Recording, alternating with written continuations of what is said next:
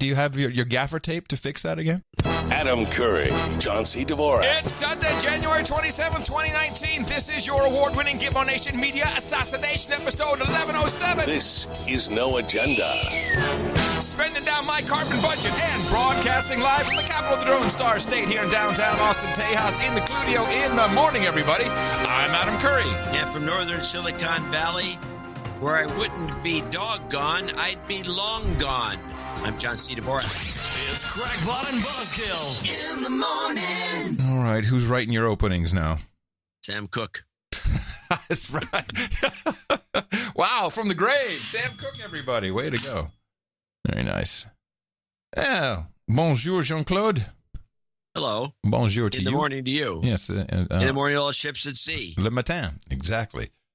Well. What an interesting series of events. Yes, again. Again, show's over with two days of nothing but hectic excitement. Yeah. And it almost a lot of it resolves itself again. I've had so many calls from our producers in DC. Although most of our producers who are really in the know of stuff, they're much more interested in talking about Venezuela. And most of them say, pay attention because, that's where we're headed. That's what it's going to be like for us. Well, like Bernie, and that's probably true. Yeah. Bernie came out and made a big stink about this whole thing, thinking we should be back in Maduro. I mean, come on. Now let's just back this up for a second. What a fantastic! This is a soft coup, is what I keep hearing the term. Since they got guys with guns. Well, I guess it's what's the difference between a soft coup and a hard coup? I think what they're trying to do to Trump is more of a soft coup. No, it's soft coup is until the military takes over. Oh, well, maybe. That's the definition I've heard, and I think we're very close, as my sources say, sources familiar with the situation. The United States has offered visas to all Venezuela military personnel there has remain loyal. Been one guy yeah. that was in the embassy or the consulate in Washington when he refused to be called back, and he was a military guy. Mm-hmm. He kind of hung out. I actually have a clip, which I think covers all of this. It's not a bad rundown. This is the Venezuela rundown on NBC. Secretary of State Mike Pompeo today putting the world on notice. Now it's time for every other nation to pick a side. No more delays, no more games. Pompeo urging action at a tense UN Security Council meeting to address the unfolding political and humanitarian crisis in Venezuela. Either you stand with the forces of freedom or you're in league with Maduro and his mayhem. I forgot about forces of freedom. That's scrumptious. Freedom brought to you by forces. Humanitarian crisis in Venezuela. Either you stand with the forces of freedom or you're in league with Maduro and his mayhem. Those forces Pompeo spoke of, led by 35-year-old opposition leader Juan Guaidó, who this week was named interim president by the Venezuelan parliament, drawing criticism from President Nicolás Maduro, calling it an American-orchestrated coup. Maduro tweeting, "No one is going to subdue us. We will never surrender." The split has plunged Venezuela further into crisis. Maduro, handpicked by former President Hugo Chavez, is largely blamed for the country's economic decline, with annual inflation rates up to 1.3 million%, according to a study by the opposition-controlled National Assembly. Maduro has support only from a handful of countries, including Russia and China. More than a dozen nations are behind Guaidó. After the U.S. announced its support, Maduro lashed out, expelling American diplomats from the country. Do not test the United States on our resolve to protect our own people. The Trump administration maintaining a hard line, as protesters in the U.S. pick sides. We can't be sitting here complaining about interference from abroad in our election while we're supporting someone that's essentially creating a coup. And late word tonight, that Venezuela's highest-ranking military diplomat in Washington has broken with the Maduro regime. I got to tell you, man, Pompeo and whoever else was involved in this did a good job on teeing everybody up, 17 countries immediately to recognize Guaido as the man. I'm not quite sure who. This is the same way Intel rolled out the Itanium. The what? You don't even remember this chip. No. The So they had this super chip that they were going to roll out. It was going to replace the x86 series. Oh, okay, yeah. And they did this. They did all this you're going to be with us. You're going to be with us. You're going to be with us. We're going to do a joint announcement. And it was very well orchestrated, probably the best ever. But it resulted in so much embarrassment that it would never happen again quite at that level. But that's what you do. It's just it's a form of marketing. Yeah, well, of course. That's what politics is all marketing. There was one extra little thing about the voting machines that got Maduro reelected. These were a bunch of, I think, British machines. Smartmatic, Cybernetica, who I'm not sure if they still had Maduro in their pocket thinking, okay, this is all good. Here we go. In March 2018, Smartmatic, the electoral product company which had participated in the majority of elections under the Bolivarian government, ceased operations in Venezuela. Said they could no longer guarantee the validity of election results through its machines. As if they ever could. Well, I guess they had their outcomes pre-programmed, and maybe someone got wise to it and changed that around. But this is very important for United States oil. And you know more about this than I do, but it's my understanding that our refiners in the U.S. Like to get this Venezuelan crude to mix up with our Texas stuff. And it seems the pretty best important. crude that I've ever heard of is Bolivian. Mm-hmm. And so I have to assume that a lot of the crude down in South America is so – the stuff is so the problem with crude oil is the viscosity and the not so much, though, as the amount of sulfur that is in the crude.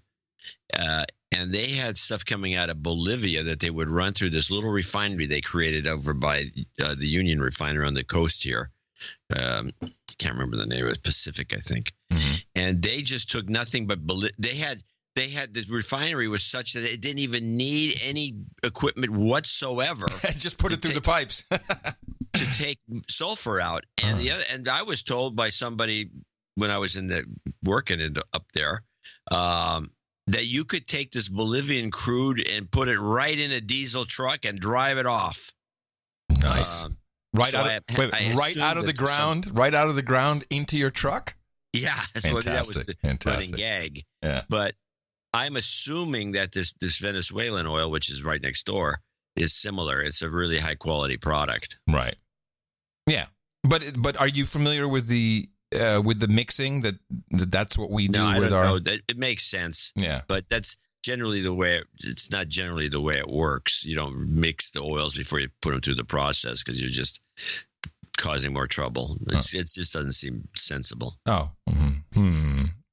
I mean, if you can refine Texas crude, you can refine Texas crude, and then you can refine the other stuff too. It's almost like a CMOS process. Yeah, this is from I got this from oilprice.com. Ever since we started pipelines, looking at pipelines, I follow a lot of energy stuff.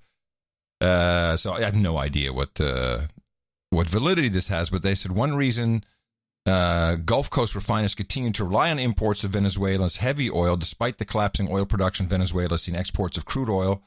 Well, shit, where was it now? I lost my place. Anyway, it was the refiners needed it. I don't know. Well, I don't know. I don't know why they need it more than they need any other oil, but maybe it has some properties that are good for some other byproducts, so who knows?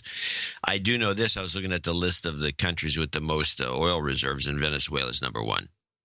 They beat Saudi Arabia. And for sure, what we don't want is more of these 400 consultants from Russia who have been sent in. You know what that means.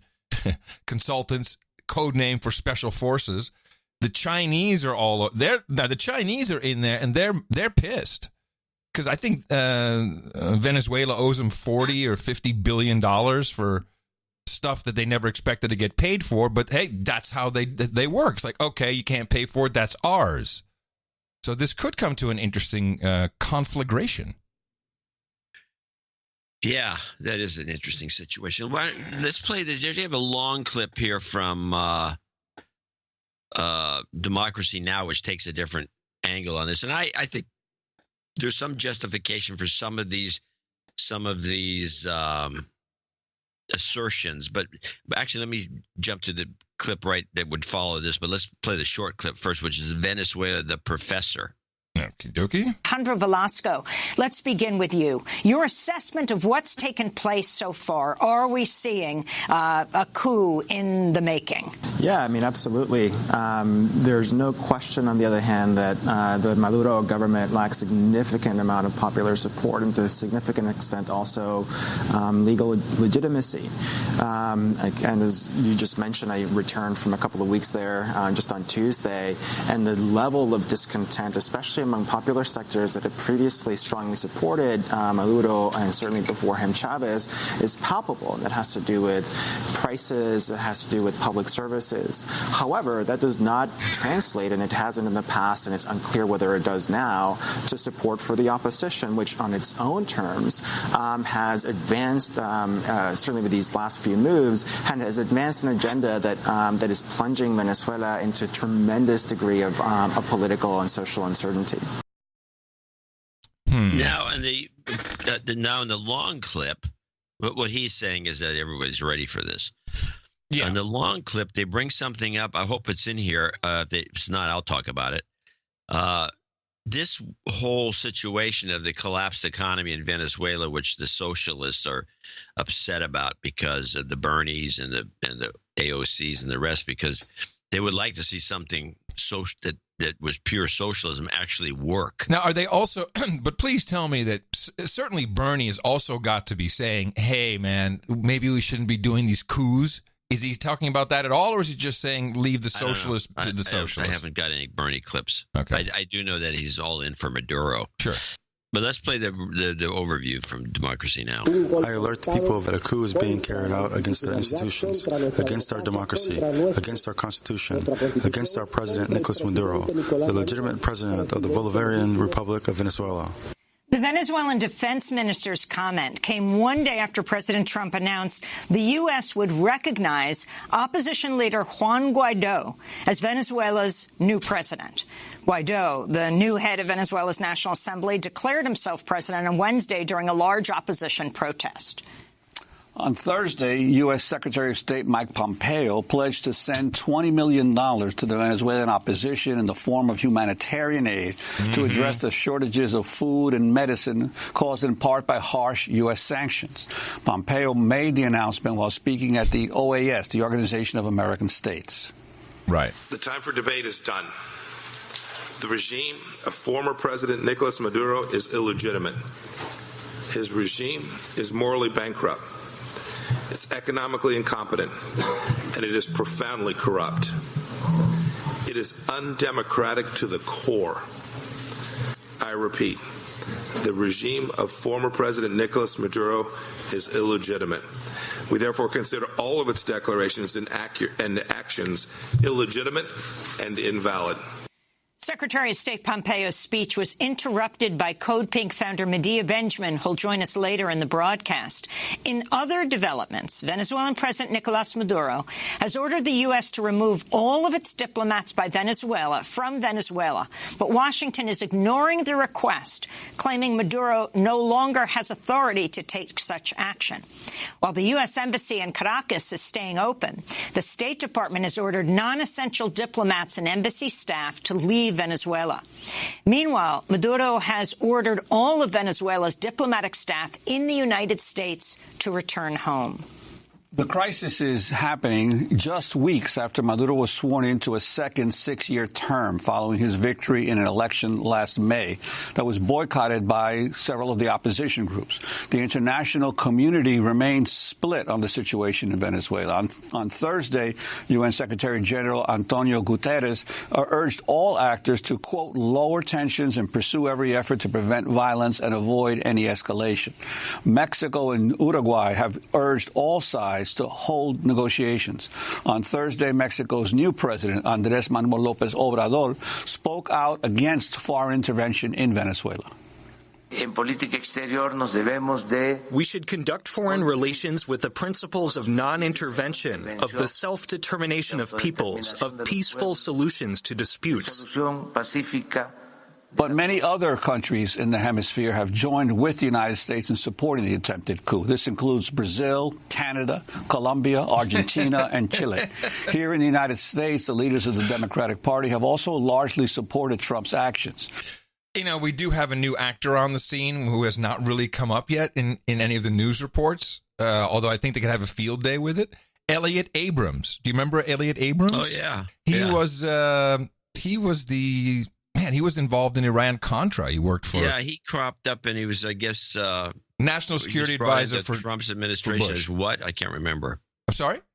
Didn't he just get put into some job? Yeah, special envoy for Venezuela. Right. Yeah. Like 2 days ago. Like, hello.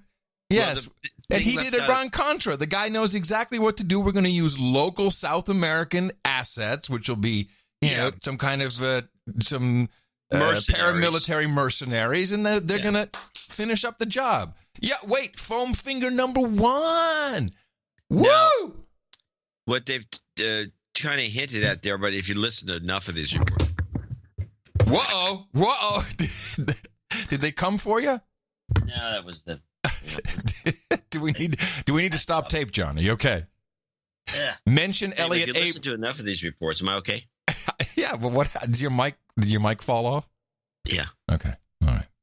The problem, what it did was it knocked over my volume control, so I could barely hear you. But that's okay. Well, no, go ahead. Turn it up. We can wait. Do you have your gaffer tape to fix that again? From the last time it happened? There it is. Test. Of course, whenever this happens, it never falls on your musical instruments and destroys them forever. That's too bad. Never does the recorder get destroyed, ever. Anyway, so what they're leaving out is that the United States embargoes, the sanctions, they don't work, so much in Europe or places, or even Russia. I mean, they do work to a point, but they really do work. They worked very well in Venezuela, and what made it work, and it's the sanctions that brought the economy down over there. Yeah. And what really did the trick was they told Citgo, which is owned by Venezuela, it's their outlet for the refined products, gas stations all over the place. So when you're putting Citgo gasoline in your car, you're using Venezuelan crude as the base. You're actually a commie when you use it. So they told Citgo, because of the sanctions, they couldn't send any of the money back to Venezuela, all the profits from the gas stations. Right. So it stayed here? Yeah. We are so good at this. Well, it's true. It's really, well, here's the thing. But what's the alternative? At it is if some people would bring up the fact that we don't play fair, and this particular trick, which was a good one, just to freeze the assets, make them. I mean, we're not stealing the money. Let's put it that way. It still belongs to Citgo, but it can't leave the country. Right. And that is like over $1 billion that Venezuela could probably use. But no, they don't even have access to it. The way I see this is it's kind of a non-starter choice. Yeah, either we do it, or Russia does it, or the Chinese do it. Somebody's going to do it. It is in South America. It's kind of close to us. So I understand the thinking. It doesn't make me feel much better about the New World Order, but I do understand where they're coming from. Yeah, we have, this is ours. It's our turf, kind of. It's like, that's why you can see why China gets so upset about us dicking around in Southeast Asia and places like that. Because that should be their turf. Very irked if the Chinese were, although they are very involved in Brazil, but now that we got our guy in Brazil, another pet peeve of Democracy Now! And the socialists, that may be ending, and we have. Oh, really? May have some better relationships with. That's why Brazil jumped on board with us on this Venezuela thing. Ah, yes. So Bolsonaro is going to be likely to be a good ally to us, and he may, help us fend off the Chinese from taking over South America. Here's what I'm going to predict is, because this is much bigger than just Venezuela, of course. I think that we're going to see a deal with China, Trump and Xi, very soon to smooth over whatever those guys, the Chinese, need in Venezuela for their investments. I think that this may be a leveraging point that Trump would use to get the trade agreements in place. Feels like that's what's going to happen. Russia, I have no idea what they're doing other than... I don't think Russia cares too much about this. Russia they got 400 because they all that oil. They got 400 special forces in there. I know. I'm not. I'd like to know what what's going on. Well, whenever someone sends in consultants, you know what that means. And they had gold mining rights. The Russians, in fact, they received it not even too long ago, I think. Oh, that might be what it is. It could be the gold. Let me see. Yeah, Venezuela gave Russia permission to mine gold, which is another issue that's wrapped up in all of this. Well, the Russians may be just sending people in to protect their gold assets. That's possible. But the Chinese, they're really irked about it. So are the Venezuelans, actually. I hear they're not too happy with what's going on. Yeah. But some of them, I think that professor that was at the first clip I played, or one of the early clips, I think he's Venezuelan, and he talks about this. It's the upper classes of Venezuela that have been, when Chavez was running the place, he kept them happy. Yeah. Maduro has not, and he's run him out of town, basically made him, that's part of the 3 million people that can afford to leave the country. There's a lot of poor people, but there's also many of the upper class and intellectual class in the country was forced out. And once you lose that group, it could be problematic because they have a lot of influence in other elsewhere. And that's what I think is part of what's going on. Now, I also have the feeling that the Trump, knew nothing about this or was very unaware of it and just... Does that make any sense? It's possible that he just, Pompeo's, it might be his, because he's ex-CIA. It seems his baby. Yeah, of course. This is what CIA does. And that may not be so coincidental that we also have this Roger Stone fracas, which is dominating the news. I would say the ratio of Venezuela, Roger Stone news is Venezuela 1, Stone 9. Just in weight of what attention it's given. Oh yeah, that and another, at least as much Stone coverage was the Trump caved coverage. Yeah. He caved. Trump caved. You got Roger Stone. You got all this very kind of almost the Hollywood Tonight style of stories versus Venezuela. Yeah, exactly. Which is a real story. Yeah, it's the only real story. Yeah. But it's not as entertaining as as you'll find when we get to the Stone stuff. Well, what else do you have on Venezuela? Because that's about all I've got. I got this. Well, I got the quickie. This can already actually been played. Well, what is the end game? What is the end game for Venezuela? We have to shut Maduro up. Everyone has to accept Guaido Bama. Once we've accepted him, then we can start doing the deals and making the Chinese whole and give the Russians whatever mining contracts they want. That seems like it would be something to that order, which as long as we control the oil, like Iraq, what could possibly go wrong? Well, I would like to know what triggered this because we know that Chavez, this is pretty much the story of the book Economic Hitman. Yes. Economic Hitman, which is one of the, I think, Confessions of an Economic Hitman. Yeah, Confessions of an Economic Hitman is one of the primary books that the show uses for theory. Yes, the first book, the first version of it, not the re-release after he got compromised. Now, as the story goes, that it was Chavez who wouldn't play ball with us. And what that means is, I guess, turn over half the country to the United States interests. And he just wasn't going to do it. And they tried to kill him. And then he really he ran off all the journalists and everybody out of the country because they were all a bunch of stooges for the CIA. And then he took firm control of the country. And at some point, we kind of gave up. We let Citgo in. Citgo still has all these gas stations, and nobody does anything about that but we kind of gave up on it. And then when he handpicked Maduro to take over, I think that's when they put those whatever section that in these agencies, intelligence agencies, were working on Chavez problem. They started up again. And it took them about this long to get to this. It took 6 years because Maduro's been in for 6 years. Right. He just got reelected. So 6 years have gone by, and now we've decided to ramp it up again. So Sinovenza,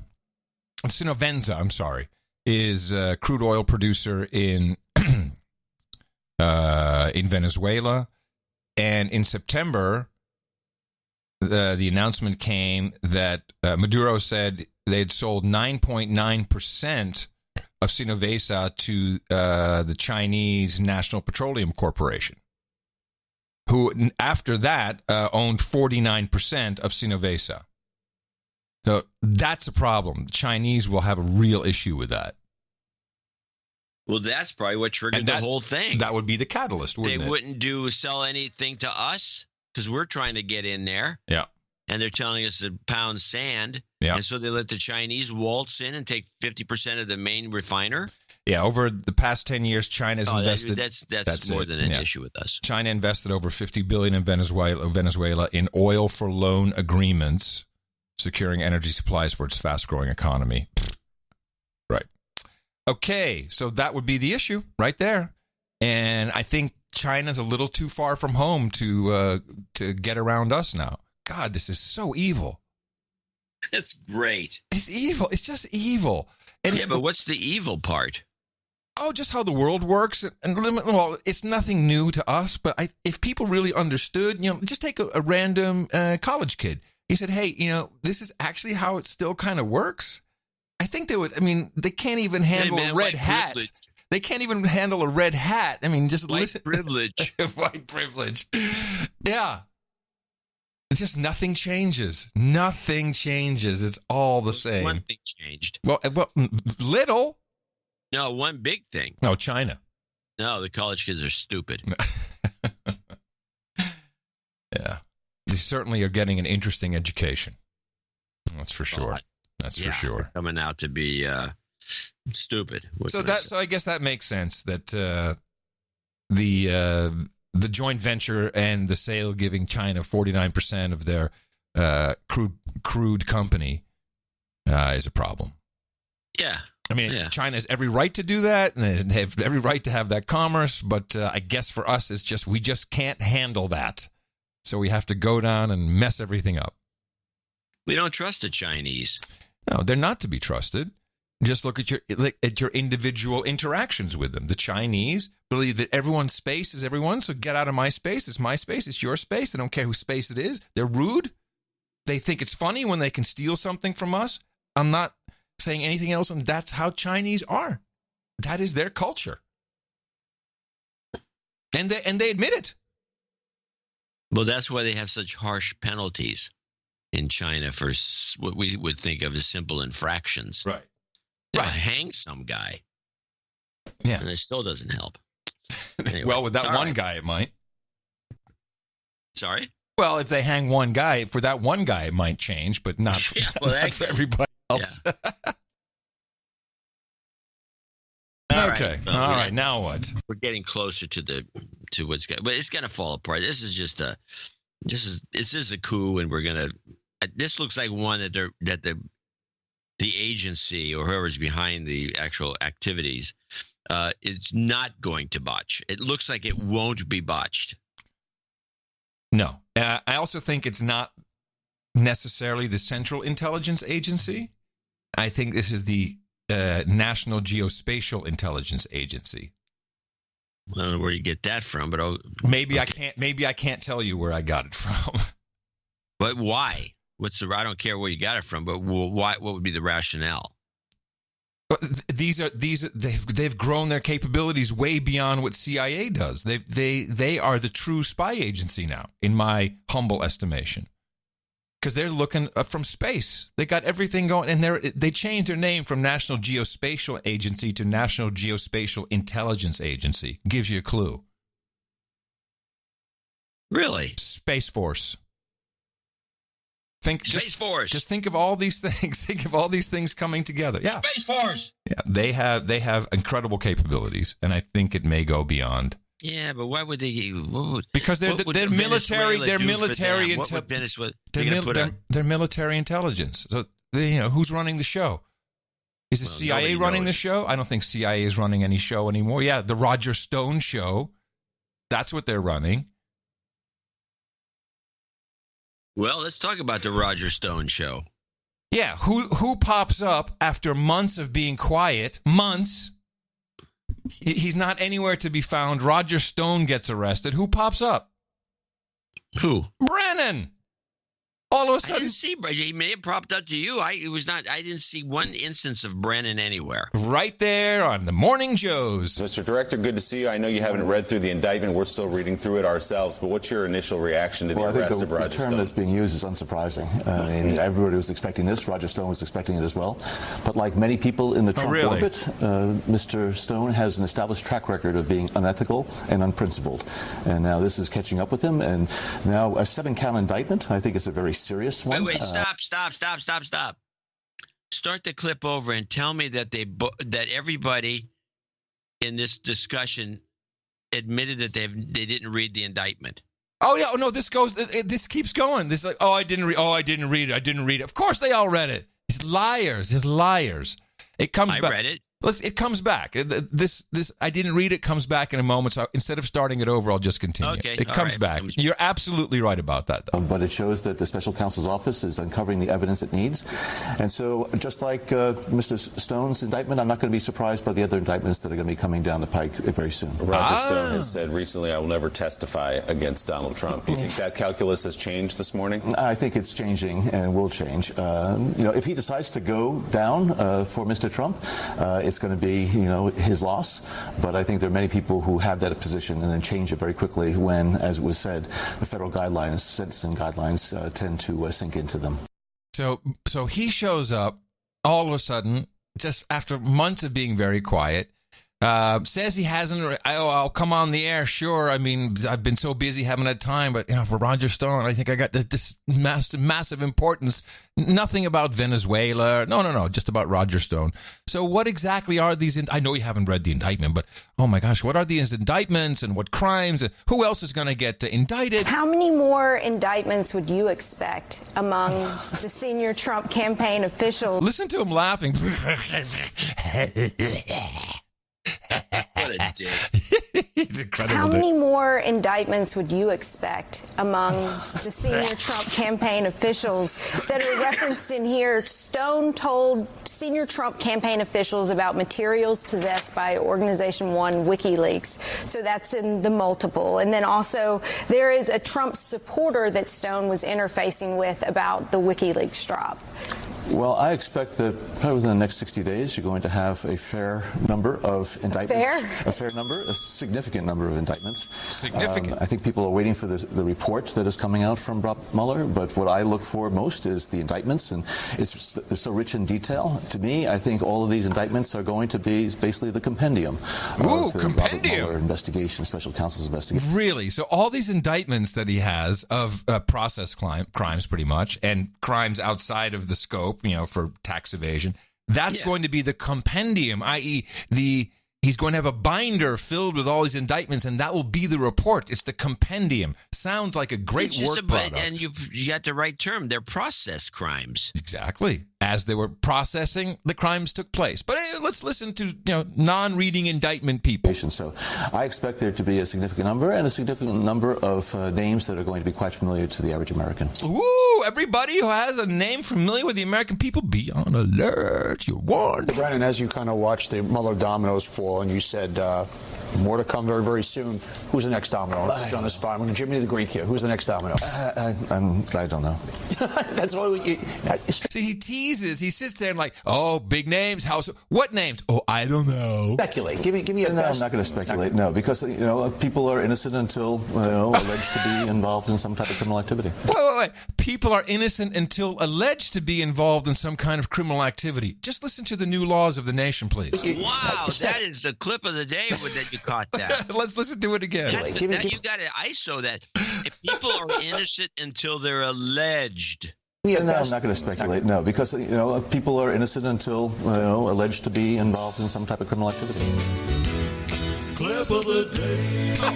You're innocent until you're proven guilty. No, until it's alleged. You're not innocent until you're alleged. This is the former director of CIA who has this high Muslim.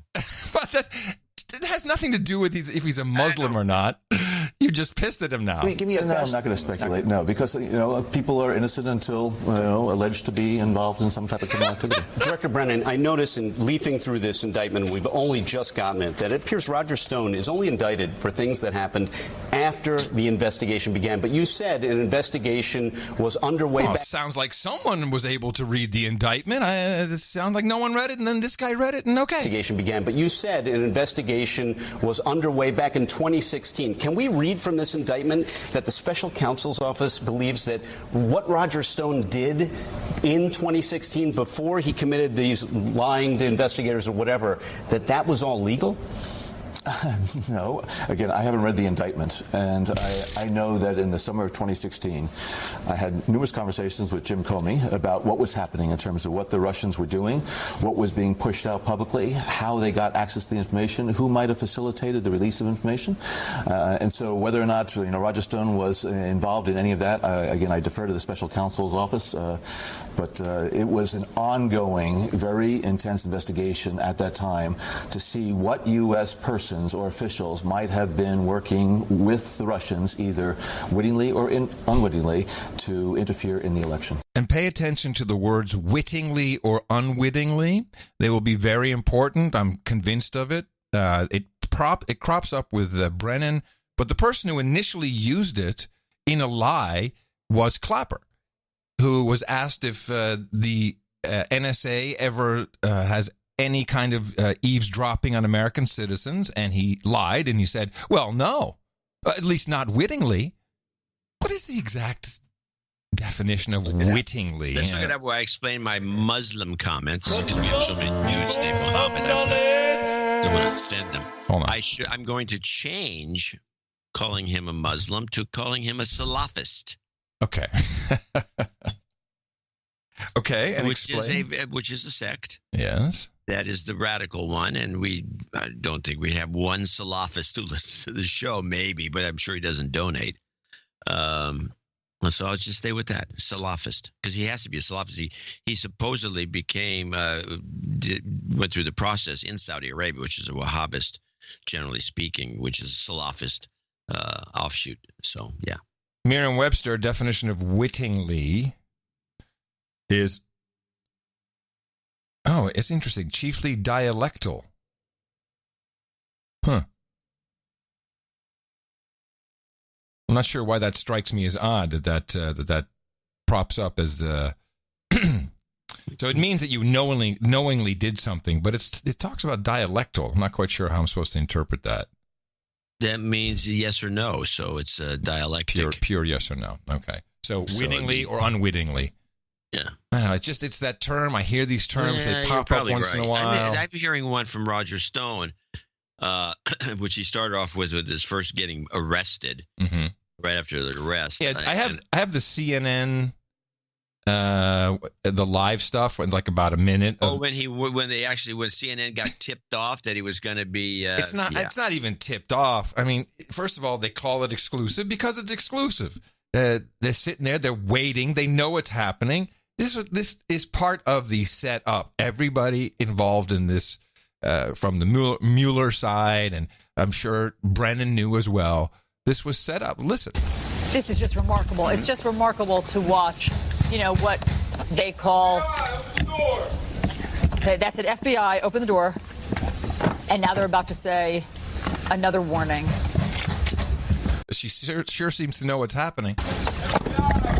FBI warrant.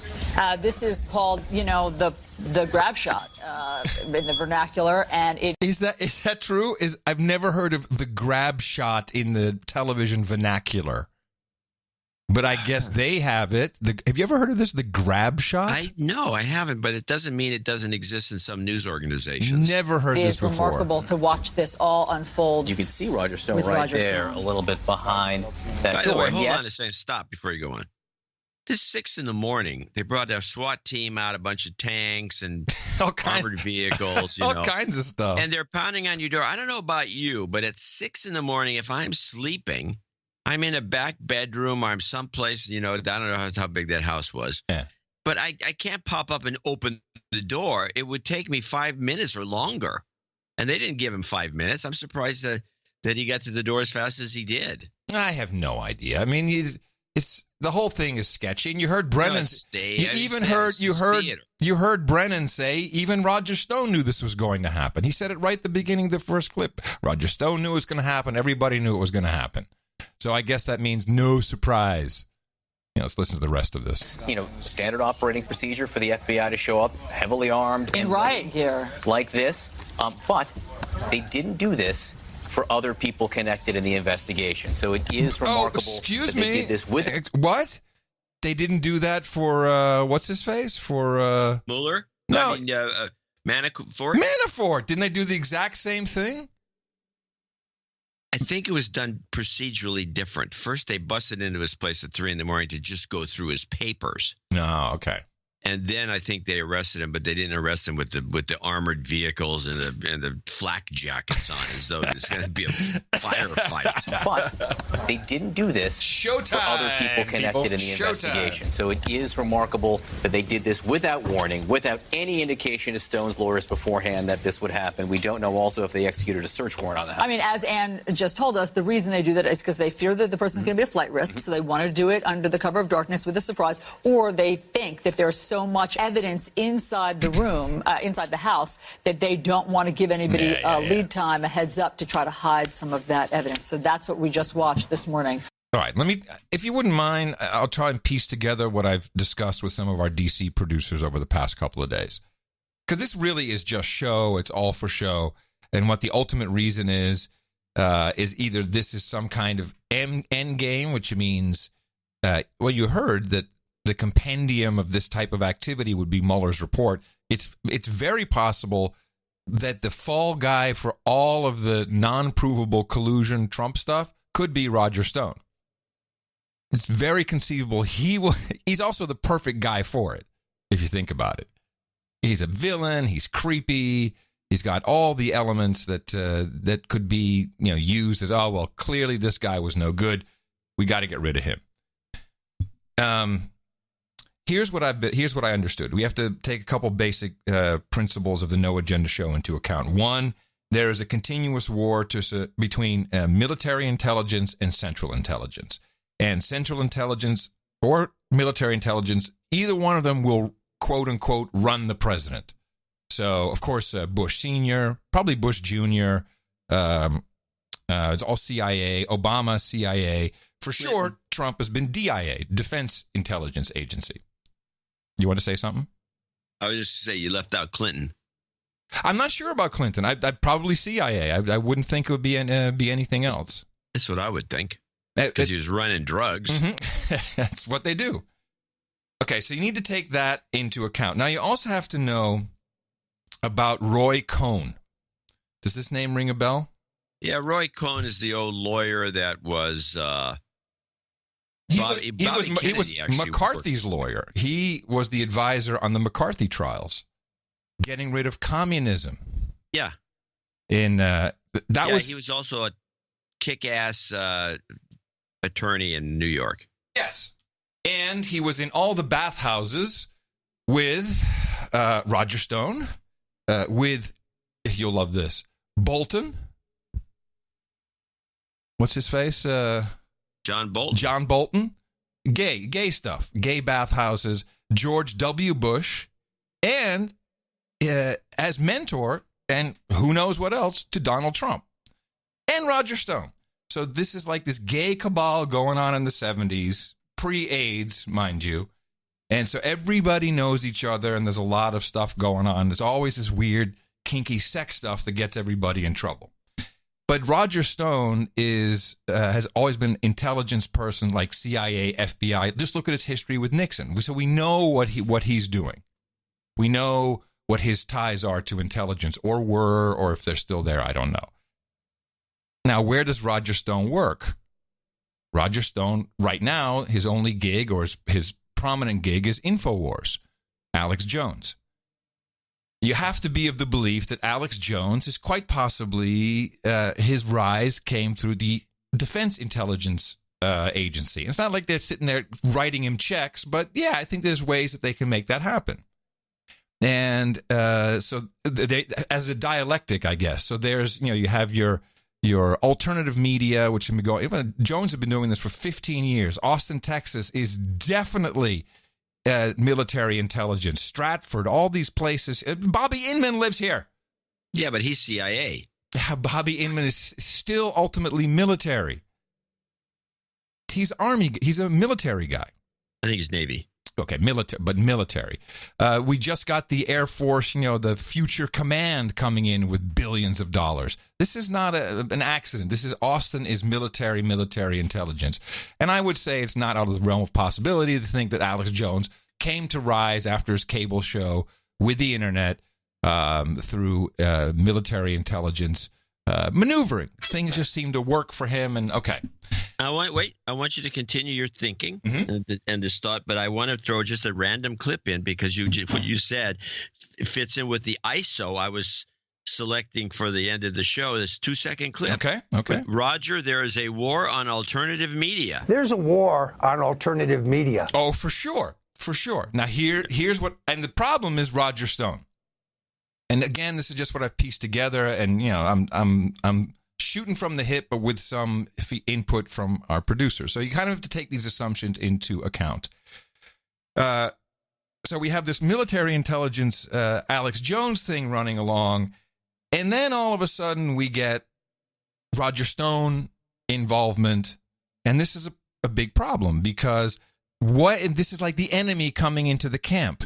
Why is he there? And and there's also all this weird gay sex stuff going on with Roger Stone. And just look around and see what's going on with Alex Jones and Stone and a couple other people at InfoWars.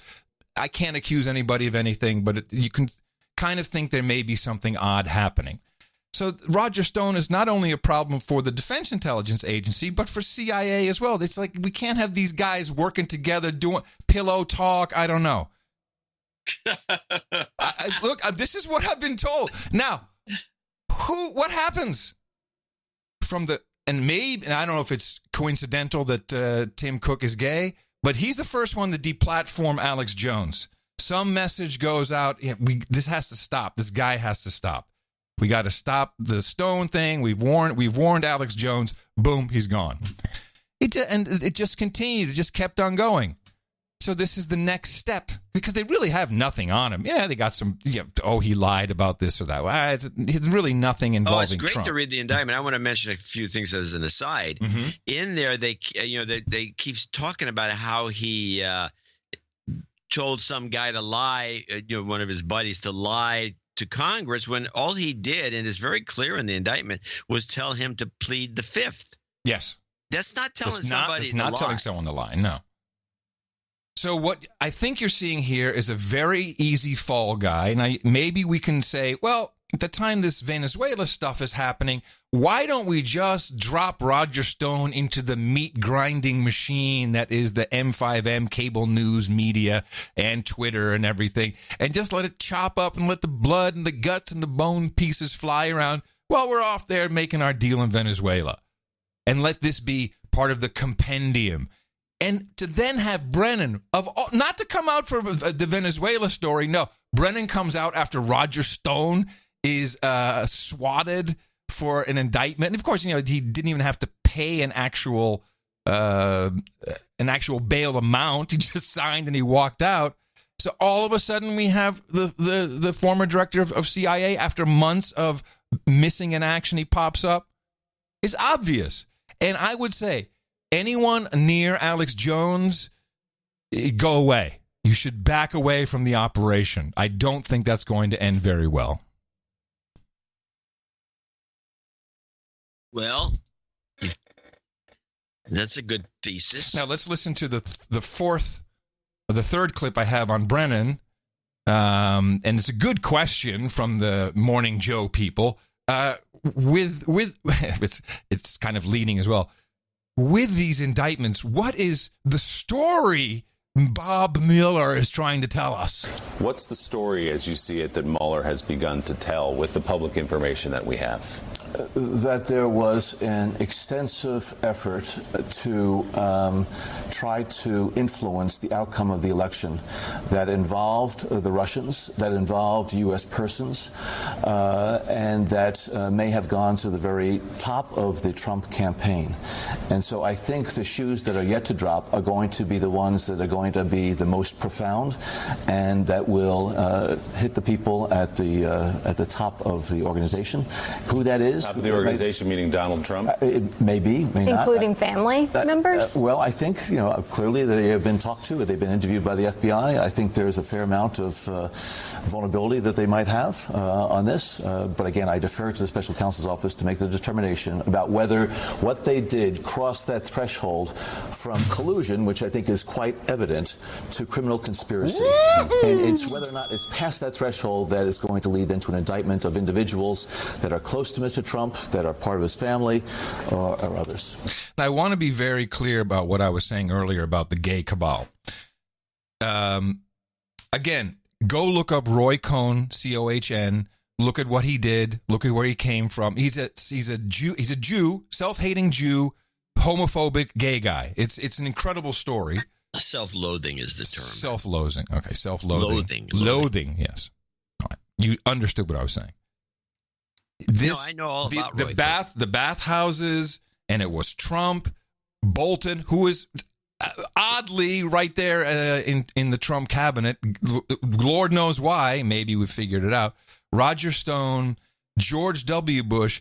And if you doubt me, go look for the Washington Post front page story about my uncle Donald Gregg, giving midnight tours in the White House to gay prostitutes for President George H. Walker Bush.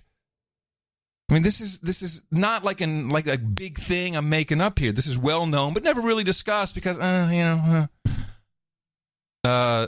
it's always the sex stuff that brings these people down every single time. They can't keep it in their pants. Yeah, they're bored. Yeah, that's probably a part of it.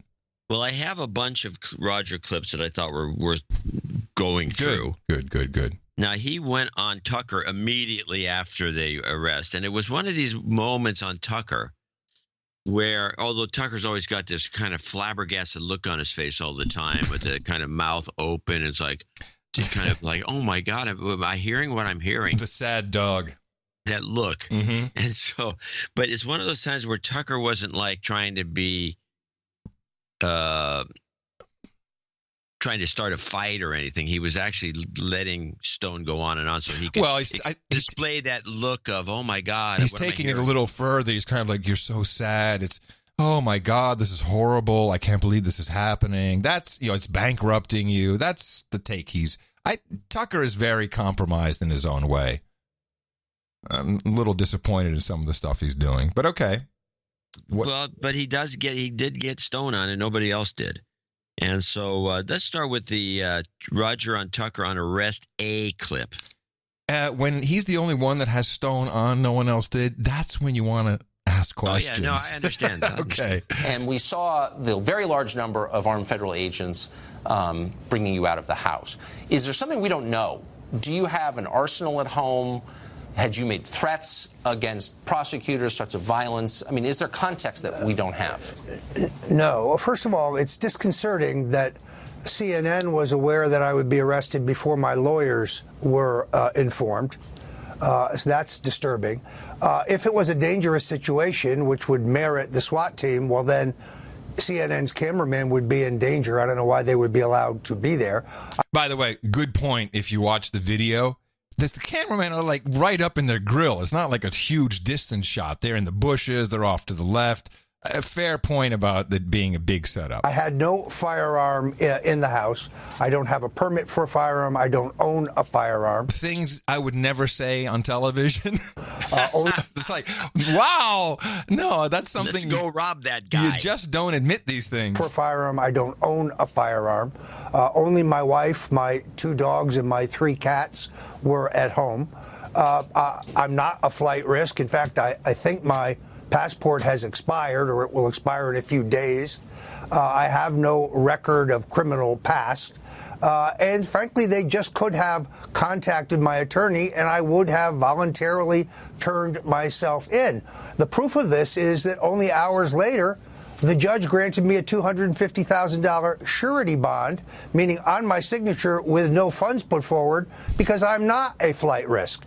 And as far as the government's contention that they were concerned that I would destroy evidence, they've been in my email and my text messages and my phone calls for 2 years, probably longer, because the New York Times reported on January 20th, 17, that I was among 3 people in the Trump campaign under active surveillance. Yeah, believe me, a lot of people were reading his email and listening to his phone, not just one agency. Well, that brings up this clip here. This is the Roger War on the Press clip, which is kind of an interesting. This was probably scripted between him and Tucker, but it's pretty good. So it's clear. I mean, it's clear from reading the indictment, and you've been saying it for at least a year, that the feds were spying on your texts. There's no question about it. I don't think there's any question. I agree, based on the indictment that they released today.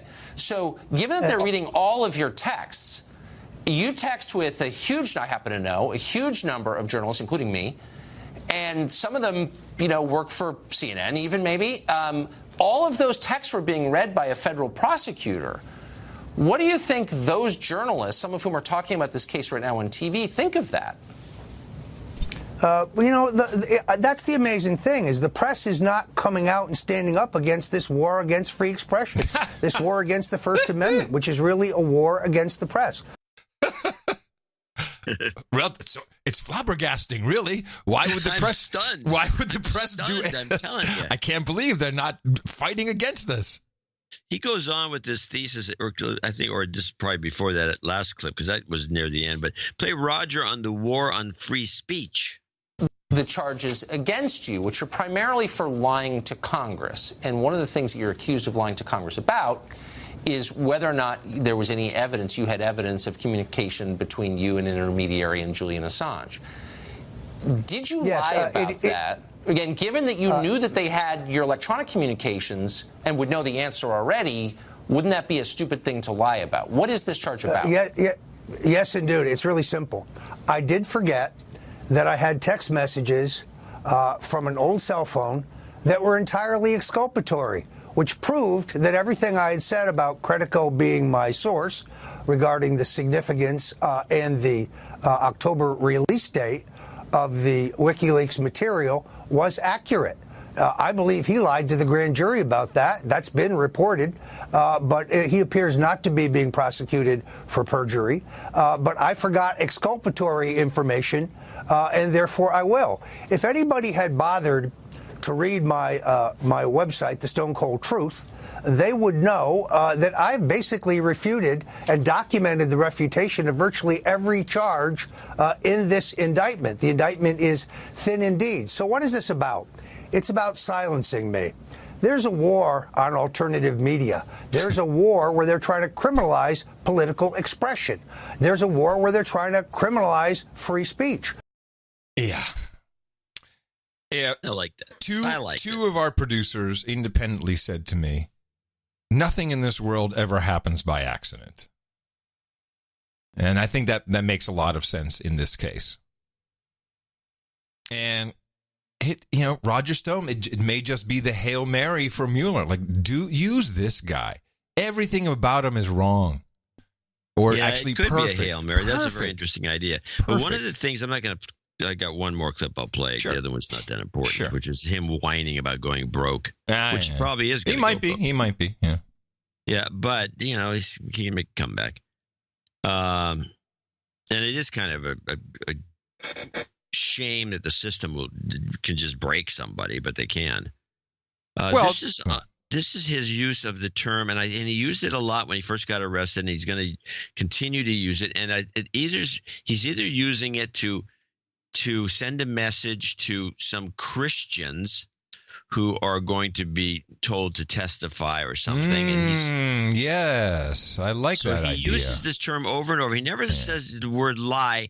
He uses the term, and this clip has an example of it, of bearing false witness. The efforts to shut down my show at InfoWars, the efforts to silence Alex Jones, who's one of my greatest supporters and proponents, are part of this war. So I intend to plead not guilty. I believe I will be vindicated. It's funny to watch Preet Bharara on CNN say this is a slam dunk, calls me a liar. Here's a guy who a federal judge lashed for lying in the William Walton case. You're the liar, Preet. So, and then watching reporters jump to conclusions, Tucker, and say, oh, well, the Trump campaign official who directed Stone to find out about WikiLeaks was Donald Trump. No, it was not. There are several things in here in the indictment that are simply not true. So who was it if it wasn't the president? Who is? Well, I have to speculate about that because since it never happened, it appears to me that they have composed testimony for someone. Perhaps Rick Gates, perhaps Steve Bannon, perhaps someone is bearing false witness against me. But knowing what's in my email and my text messages, there is no corroboration whatsoever for this. Yeah, there's so much more when it comes to specifically these guys in Florida and Broward County and Sheriff Scott Israel from the school that got shot up, Roger Stone, good friends with him, Trump, Mar-a-Lago, Maxwell, remember the billionaire with his daughter who then, all these sex cults. It's a mess, and Trump is in it. He's in the middle of this sex mess in Florida, and I think there's Epstein. All of this stuff. It's the more you look, the more you want to look away. And I think Stone really had to be. He's probably lucky they did it this way. To be honest, I think he's such a talker. He has so much information. He's a real liability for all parties. All parties. See, none of the truth can really come out about any of this because all of that stuff has to come up. Again, just coincidental that the Miami Herald does this huge expose on Epstein. The Broward County up in arms with all these different things. Yes? Stone said in one of his interviews, he said that he's looking forward to this case actually going forward because he wants to see, because this is where a lot of money gets chewed up too. He says he wants to see what they have on him in discovery. And they're going to start asking the thing. These cases don't get resolved, and people there's some guy on NBC going, he's going to be guilty for sure because these indictments are well written. And I'm listening to this clown. Yeah. He's the MSNBC legal analyst, once the chief of the DEA. And he's one of these tough guys, talks like this. There you go. And he went on and on about this, and I'm thinking, I doubt it because for one thing, the indictment is lame and very lame. And it's going to open up a can of worms if it actually goes to trial. I think they just you're probably right. You indict him, have him sign the surety bond, go home, and now he has to shut up, especially because he's going to plead not guilty. I'm sure of that. Sure. Because he doesn't want to bear false witness against the president. And so but then it just stays there like that. And he can't do anything. He can't go talking because it's all going to be used. He just can't. It shuts him up. And the intelligence community doesn't like what Stone is doing. Don't like these kind of people. They like drinking, no drugs, booze, and women. That's the intelligence community. We don't do any of the crazy bathhouse stuff. Everyone wanted this guy out of the way. I'm telling you, he's lucky to be alive, in my opinion. And he may just be the fall guy. This is why Brennan comes out and says, oh, it's the compendium here. It's all going to come together. And for those of you who tune out after we say goodbye and don't listen to the end of show mixes, I'll give you a little tease of what Sir Chris Wilson has put together there down under. How does it feel? Yeah, how does it feel to be dragged from your home and to the black van you're from, like a Roger Stone? I mean, do we have the best producers, or do we have the best producers?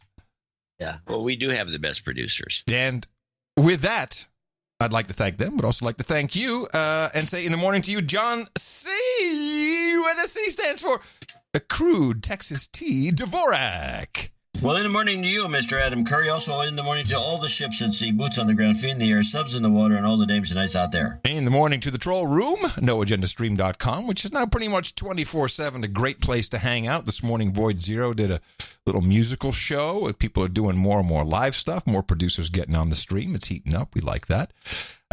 So thank you for joining us this morning. Also in the morning to Mike Riley, who brought us the artwork through the No Agenda Art Generator.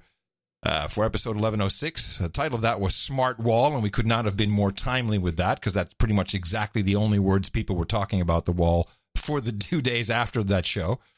And this was the GPOT, the Goat Power, the greatest podcast of all time, with the ram's horn on the front. Just a nice piece of art.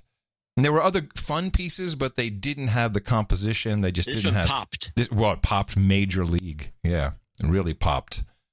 And so, Mike, thank you very much, Mike Riley. NoAgendaArtGenerator.com, where our artists are always uploading fantastic pieces of artwork. We change it on every single show. Not every single podcast app will show our brand new art, and I recommend you go get a different app if they don't, because it's just we're in spec. We adhere to the spec. That's right. Being one of the creators of said spec, we adhere to the spec. Yeah. Inexcusable. All right. How'd we do on value for value? Well, we today? got a few people that came in bigly. Okay. You said that 2 times now. Yeah, I've decided to make that the show's word, the word of the show. No, I really don't think so. Do you not think so, bigly? No, I think it sounds lamely. Dear John, starts the note from Dame Kathy and Sir Greg. Oh. This Baroness of the Fox River Valley. Aren't they in Sammamish? And Baron of the Chicago Portage. And where aren't they in? Why am I thinking they're in Sammamish? They're in West Chicago. Oh, okay. All right. And they came up with $700. Holy crap. It's $350 each. This is the whole family, right? This Dame Kathy, Sir Greg. The Baron, family of barons. It's fantastic. It's royalty in Chicago. It is West Chicago. Yes. It's a different town. Got it. It is our considered opinion that your deserved clip of the day for President Truth last Sunday. Let me read that again. It's our, because I didn't read it with the right emphasis. It is our considered opinion that you, John, deserved clip of the day for President Truth last Sunday. So her request for jingle for the $700 donation is that you play clip of the day jingle, even though it won't count. No, I won't do that. What? No, I won't do that. $700 donation from 2 barons? I'll play. You won't play just the clip so we can just listen to the clip. Does it refer to anything? No, you said I have to play the clip of the day jingle. Yeah. It wasn't clip of the day. Well, I know, but you're not playing it for the clip of the day. You're just playing it gratuitously as the requested clip. No, I'll do it, but I have a real problem with it. I feel that this is the beginning of the end, if that's how it's going to go. If anyone, it'd be a great end. Oh, that's true. You got a point. Clip of the day.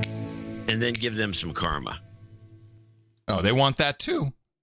Yeah. They're the number 1 donors today. What do you got against them? What, do you hate them? No, I think... You don't like Chicago? Clip of the day is something sacred that only you or I could hand out. And there's plenty of time. Because you know what will happen? I'm telling you what's going to happen. Every single, be like, oh, he should have had clip of the day. Give him clip of the day. Clip here should be clip of the. Everyone has an opinion on clip of the day. On. Everyone has no. Here's the karma. You've got karma. I have principles. I feel it. I feel it's selling out. But I'm going to ask that the following take place. I feel it's selling out. Any donation of $700 by anyone can request that you play that jingle for whatever reason. Okay, deal. Yeah. Not 701, not 699, 7. Yeah, 7 even. Okay. All right, that's acceptable. New donation level. That's acceptable. You're feeling it's going to push us off. I am predicting we'll get not even one more of these requests. Your predictions are kind of iffy lately. I do have my ups and downs. But that prediction that we will hold, you watch.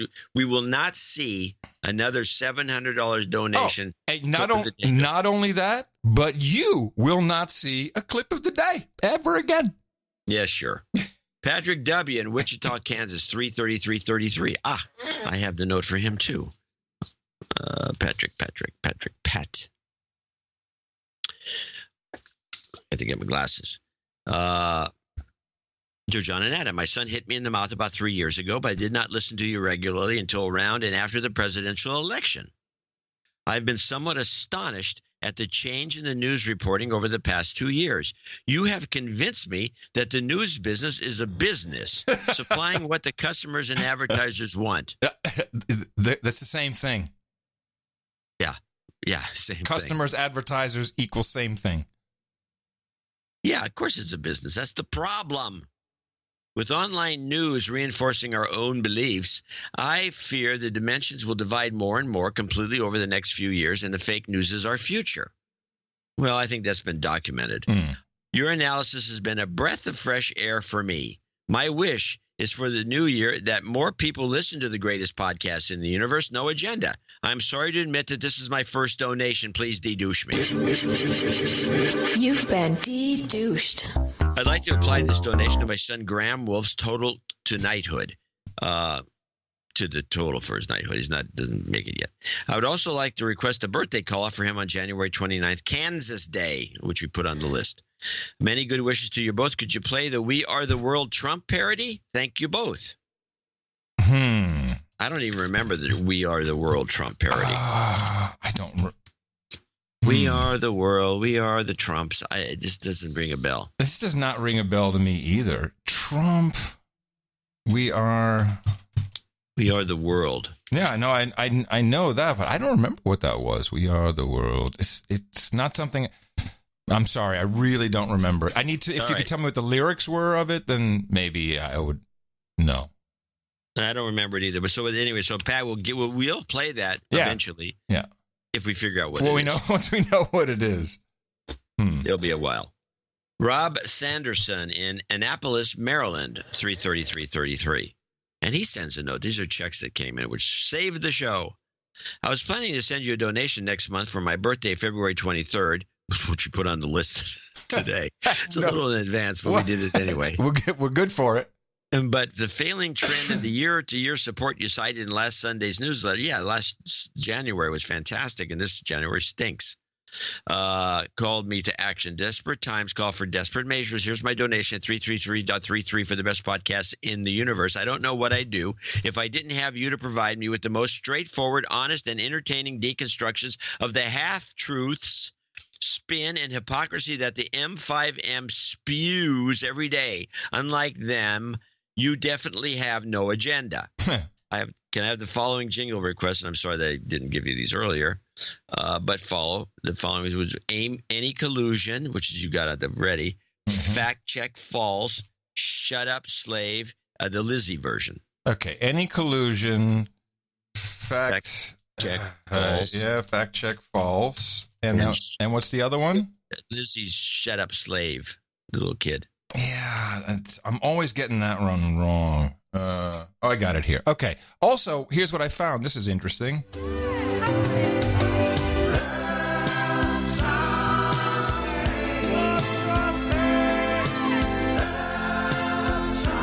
It's love trumps hate, not we are the world. There we go.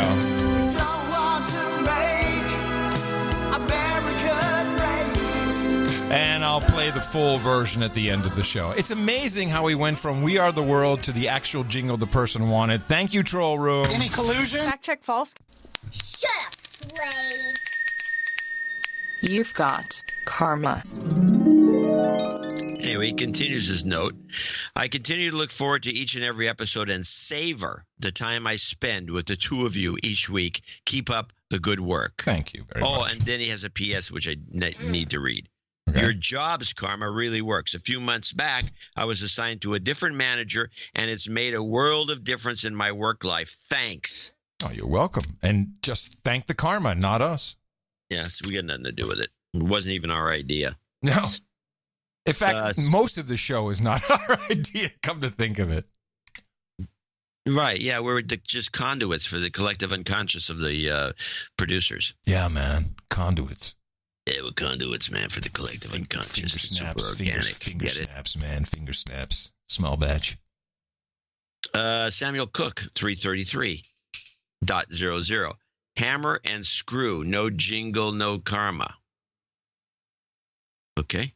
Hammer and screw. I think it's referring to us. Hammer and screw. Well, it's clearly rhyming slang. Or it's code. Oh, it could be rhyming slang. Yes, hammer and code. No, wait. Hammer and screw. Oh, I know what it is. Hammer and screw. Shape-shifting Jew.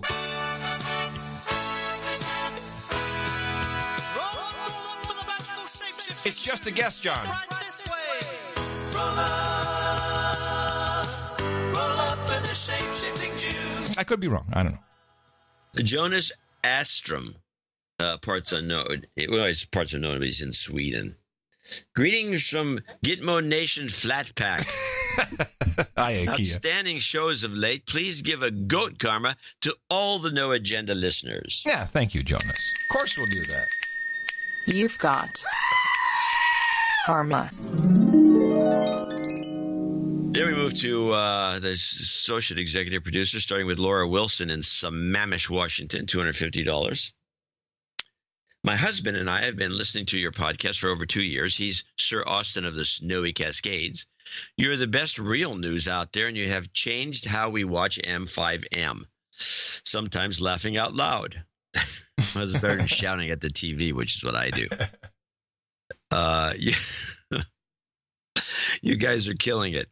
This donation gets me to damehood, and in thanks to the fabulous jobs karma requested on my behalf, I have landed a new job and am ready for the next chapter of my career to begin. I start tomorrow and feel this will be my good luck charm. Thanks for the help. Because it's so, thanks to karma. Because it's so good, please play some hilarious L. Sharpton tidbits, your choice, and please give anyone who needs it some Nancy Pelosi jobs karma, because seriously, guys, this shit works. Thanks. Nice. Please allow me at the round table with the title Dame Laura of the Snowy Cascades. So we got a dame and a sir of the Snowy Cascades. You betcha. Resist, we must.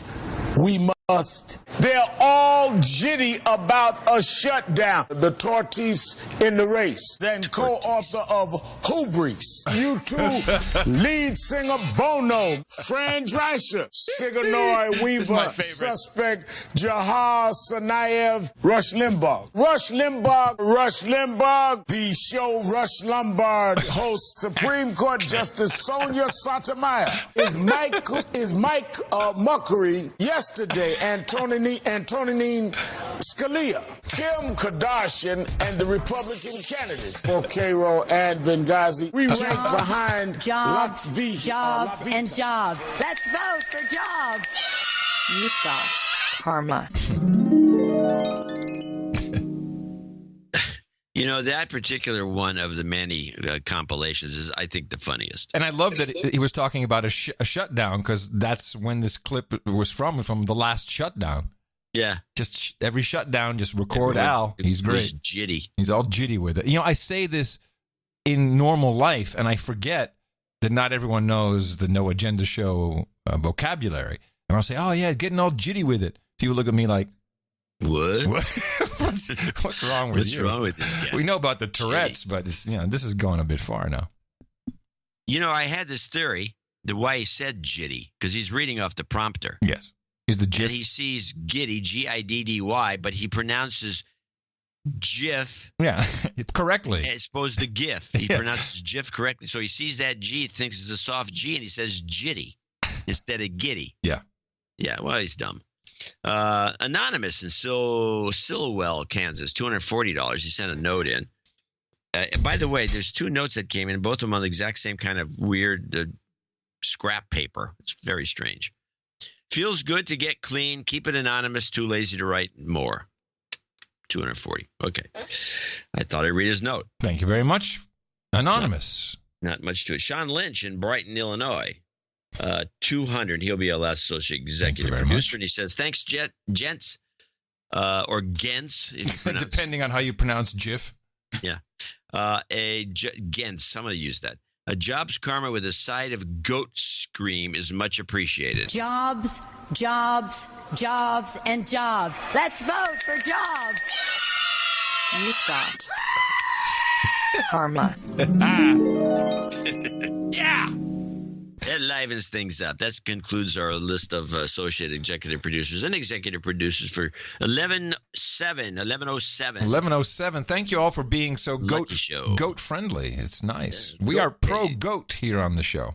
Greatest of all time. Which means the Rams will win the Super Bowl. So thank you, our executive producers and associate executive producers. These are valuable credits, and we recognize them. They recognize anywhere credits are accepted, but we just celebrate them. Unlike Hollywood, wait for the Oscars. Wait for them. You tell me if any executive producers get an award or even mentioned. No, they're not mentioned.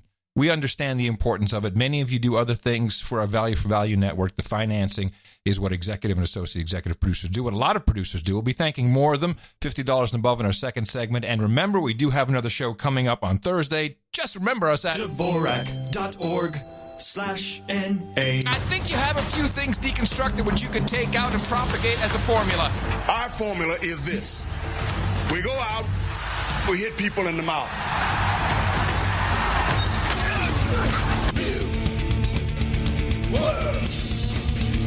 Order. Shut up, slave. Before we go any further, I must stop and say that I'm very curious as to your response and perhaps even your coveted vote. Now that you know that Elizabeth Warren has proposed what you have been a proponent of for as long as I've known you. Yes. The wealth tax on rich Americans. This is something you've always been for. Yes, but I've been for a generalized wealth tax with the elimination of income tax altogether, because the income tax prevents you from accumulating wealth. And if you don't accumulate wealth, in other words... Okay, so that's the caveat, is you feel that as long as we abolish income tax and we just do a wealth tax, I never really remember you saying that, but I believe it. I believe it. I believe it. I'm not disputing it. The argument is you can't accumulate wealth if you're being taxed for your income. And you want to encourage people to make as much money as they can possibly make income-wise. You don't want to discourage it. So you want to encourage that. And then when they start accumulating to the point where they have looks like a little too much money and they're not spending it on anything except even if they're spending it on yachts and houses, that's part of their wealth. But if they're putting it back into the system by hiring a lot of people and doing all these other things, that's not wealth. You're not accumulating wealth if you have it. Got it. Okay, well then I'm okay. So perhaps you should say a wealth only tax. Well, I thought it was implied. Maybe. Well, I don't apparently know. Not. It's been a while since we've talked about it, so I never thought of it she wants to imply. At least here's what I think is positive. She brought it into the conversation. Yes, that's positive. It's a gap, but her wealth taxes gouge the rich.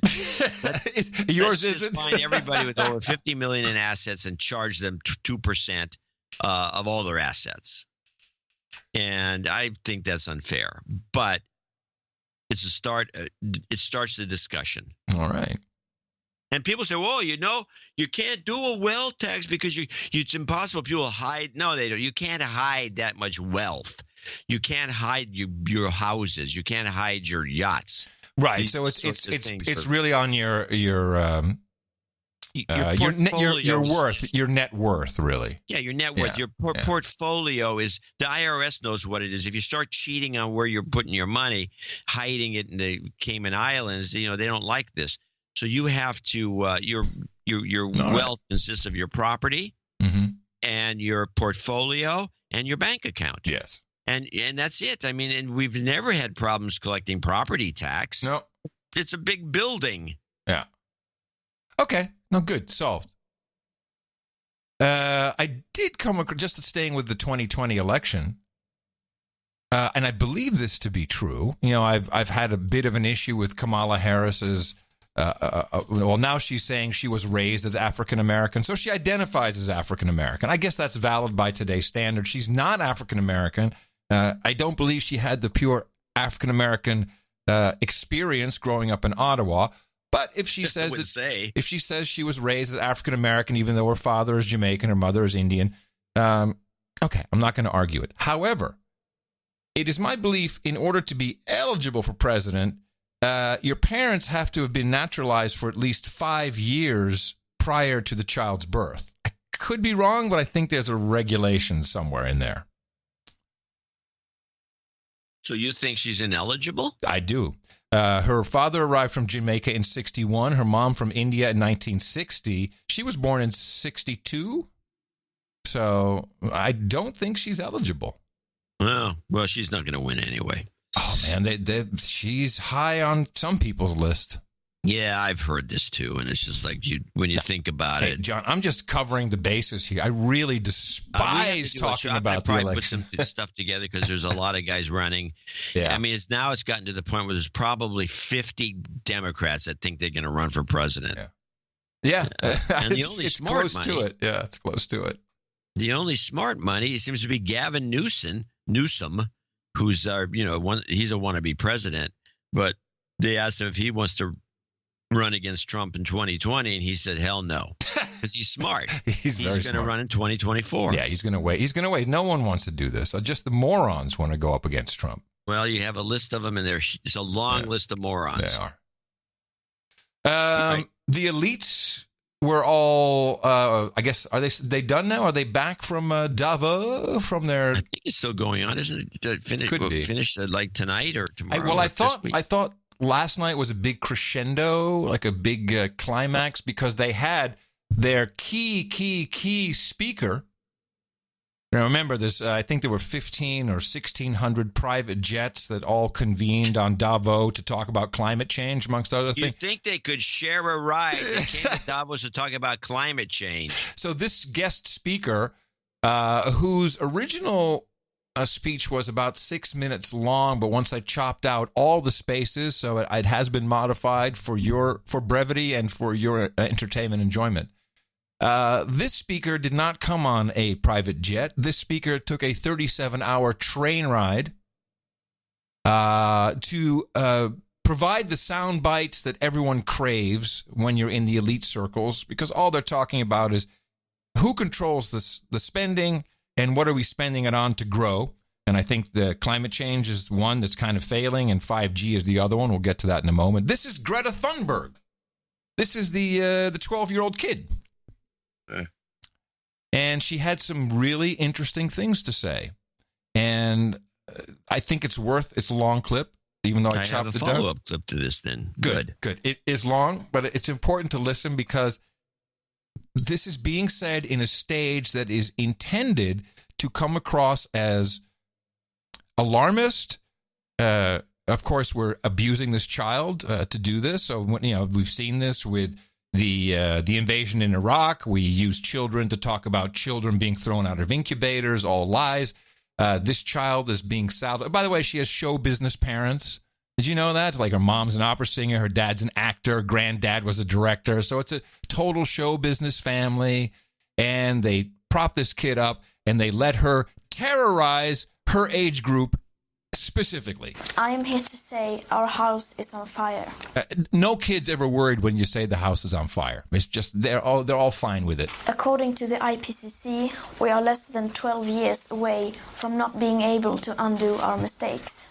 In that time, unprecedented changes in all aspects of society needs to have taken place, including a reduction of our CO2 emissions by at least 50%. And please note that those numbers do not include the aspect of equity, which is absolutely necessary to make the Paris Agreement work on a global scale, nor does it include tipping points or feedback loops like the extreme powerful methane gas being released from the thawing Arctic permafrost. You notice how they slip in a couple new things here. Oh, it's the methane gas being released from the melting ice, and we're going to die so horribly. At places like Davos, people like to tell success stories, but their financial success has come with an unthinkable price tag. And on climate change, we have to acknowledge that we have failed. All political movements in their present form have done so, and the media has failed to create broad public awareness. But Homo sapiens have not yet failed. Yes, we are failing, but there is still time to turn everything around. We can still fix this. We still have everything in our own hands. But unless we recognize the overall failures of our current systems, we most probably don't stand a chance. We are facing a disaster of unspoken sufferings for enormous amounts of people. And now is not the time for speaking politely or focusing on what we can or cannot say. Now is the time to speak clearly. Solving the climate crisis is the greatest and most complex challenge that Homo sapiens have ever faced. I'm not quite sure why she keeps saying Homo sapiens. I mean, obviously we know that that's mankind, womankind, people on Earth. People. Well, maybe it's because of the possibility of using the word man. Oh, yes. Politically correct. Thank you. The main solution, however, is so simple that even a small child can understand it. Oh. We have to stop the emissions of greenhouse gases. And either we do that or we don't. You say nothing in life is black or white, but that is a lie, a very dangerous lie. Either we prevent a 1.5 degree of warming or we don't. Either we avoid setting off that irreversible chain reaction beyond human control, or we don't. Either we choose to go on as a civilization, or we don't. That is as black or white as it gets. There are no grey areas when it comes to survival. Now we all have a choice. We can create a transformational action that will safeguard the future living conditions for humankind. Or we can continue with our business as usual and fail. That is up to you and me. Some say that we should not engage in activism. Instead, we should leave everything to our politicians and just vote for change instead. But what do we do when there is no political will? What do we do when the politics needed are nowhere in sight? Here in Davos, just like everywhere else, everyone is talking about money. It seems that money and growth are our only main concerns. And since the climate crisis is a crisis that has never once been treated as a crisis, people are simply not aware of the full consequences of our everyday life. People are not aware that there is such a thing as a carbon budget, and just how incredibly small that remaining carbon budget is. Had you heard of this carbon budget? That's a new term to me. Yeah, I looked it up, and the carbon budget is the amount. It's kind of a reverse budget. The amount of carbon you're allowed to use. But here comes the next piece, which is very telling. And that needs to change today.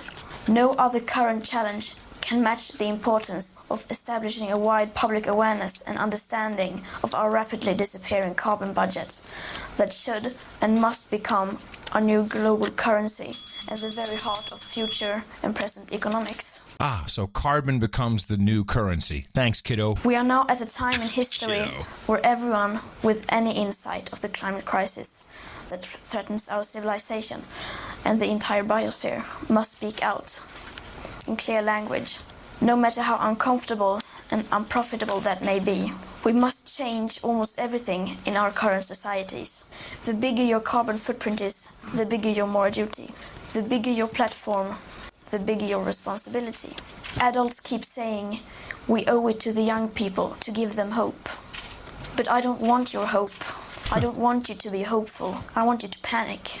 I want you to feel the fear I feel every day. And then I want you to act. I want you to act as if you would in a crisis. I want you to act as if the house was on fire.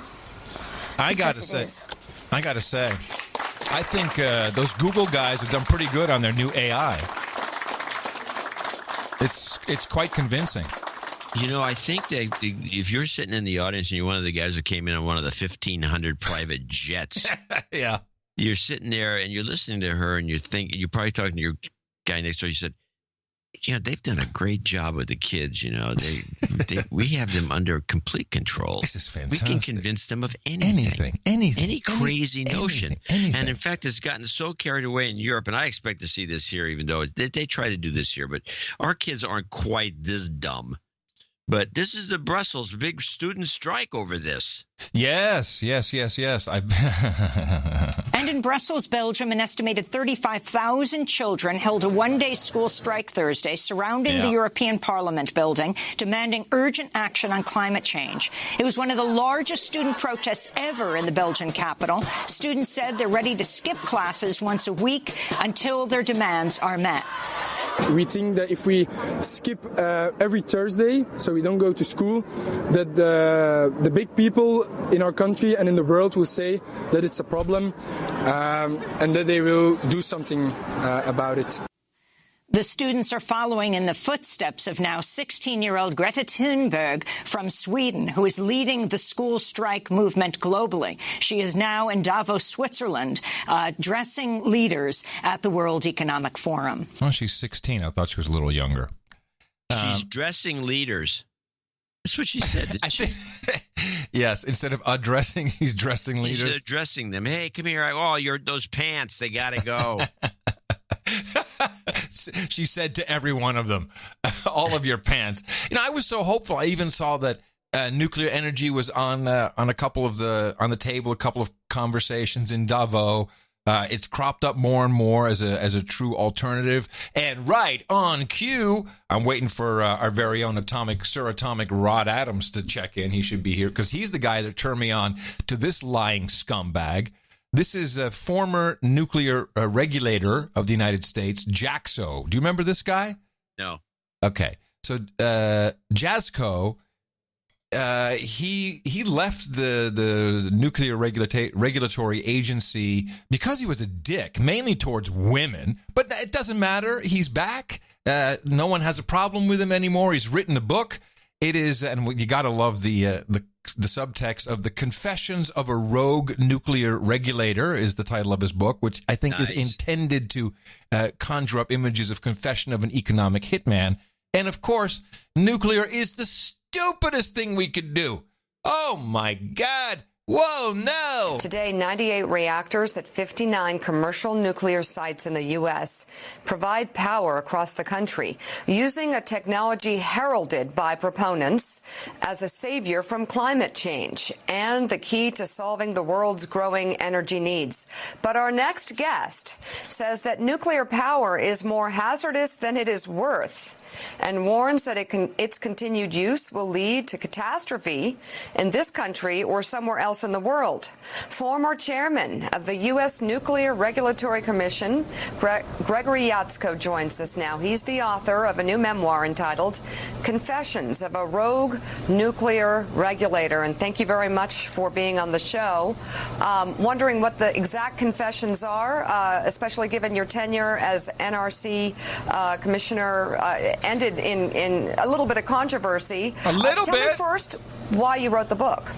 Well, I wanted people to really understand how this industry was regulated and how it works, because this is a technology that's hazardous. It's a technology that at any moment really could lead to the kind of catastrophic accident we saw at Fukushima. So I thought people should understand that. And, you know, as you said, people are talking about nuclear power as the savior to climate change. And that worries me more than the risk of a nuclear power plant accident, because I don't think it can rise to that. Wait a minute. What did he just say? He said something weird there. Hold on. You know, as you said, people are talking about nuclear power as the savior to climate change, and that worries me more than the risk of a nuclear power plant accident, because I don't think it can rise to that challenge. So more worrying to him than a meltdown of a reactor or something else like that is actually people using nuclear to combat climate change. Worse than that, if you really deconstruct what he said, just talking about it. You're right. Is worse than a meltdown. Yeah. I got a couple more short clips from this guy from this interview. He's using Fukushima. He doesn't even go back to Chernobyl or 3 Mile Island. It's own Fukushima. And, he's conflating a lot of different things. It was an earthquake right off the coast. It was a tsunami. The tsunami is what triggered the meltdown. And the tsunami killed the people. The tsunami made everybody move away, but okay. Yeah, well, I started in Washington as a physicist, and so I looked at every issue based on the facts and made hypotheses and revised those hypotheses as I learned new facts. And the biggest fact that changed my mind was this accident in Fukushima. I saw 100,000 people evacuated from their homes, many of them permanently evacuated. And, that's the kind of thing you should never see from a source that generates electricity. Oh, let's see. Did we ever had any problems with oil? Has that ever been bad for the environment or for people? Let me think. But, he would also argue oil's bad. We're talking about a climate change guy who's all in on solar. He doesn't say this, but this is the mentality. Oh, yeah.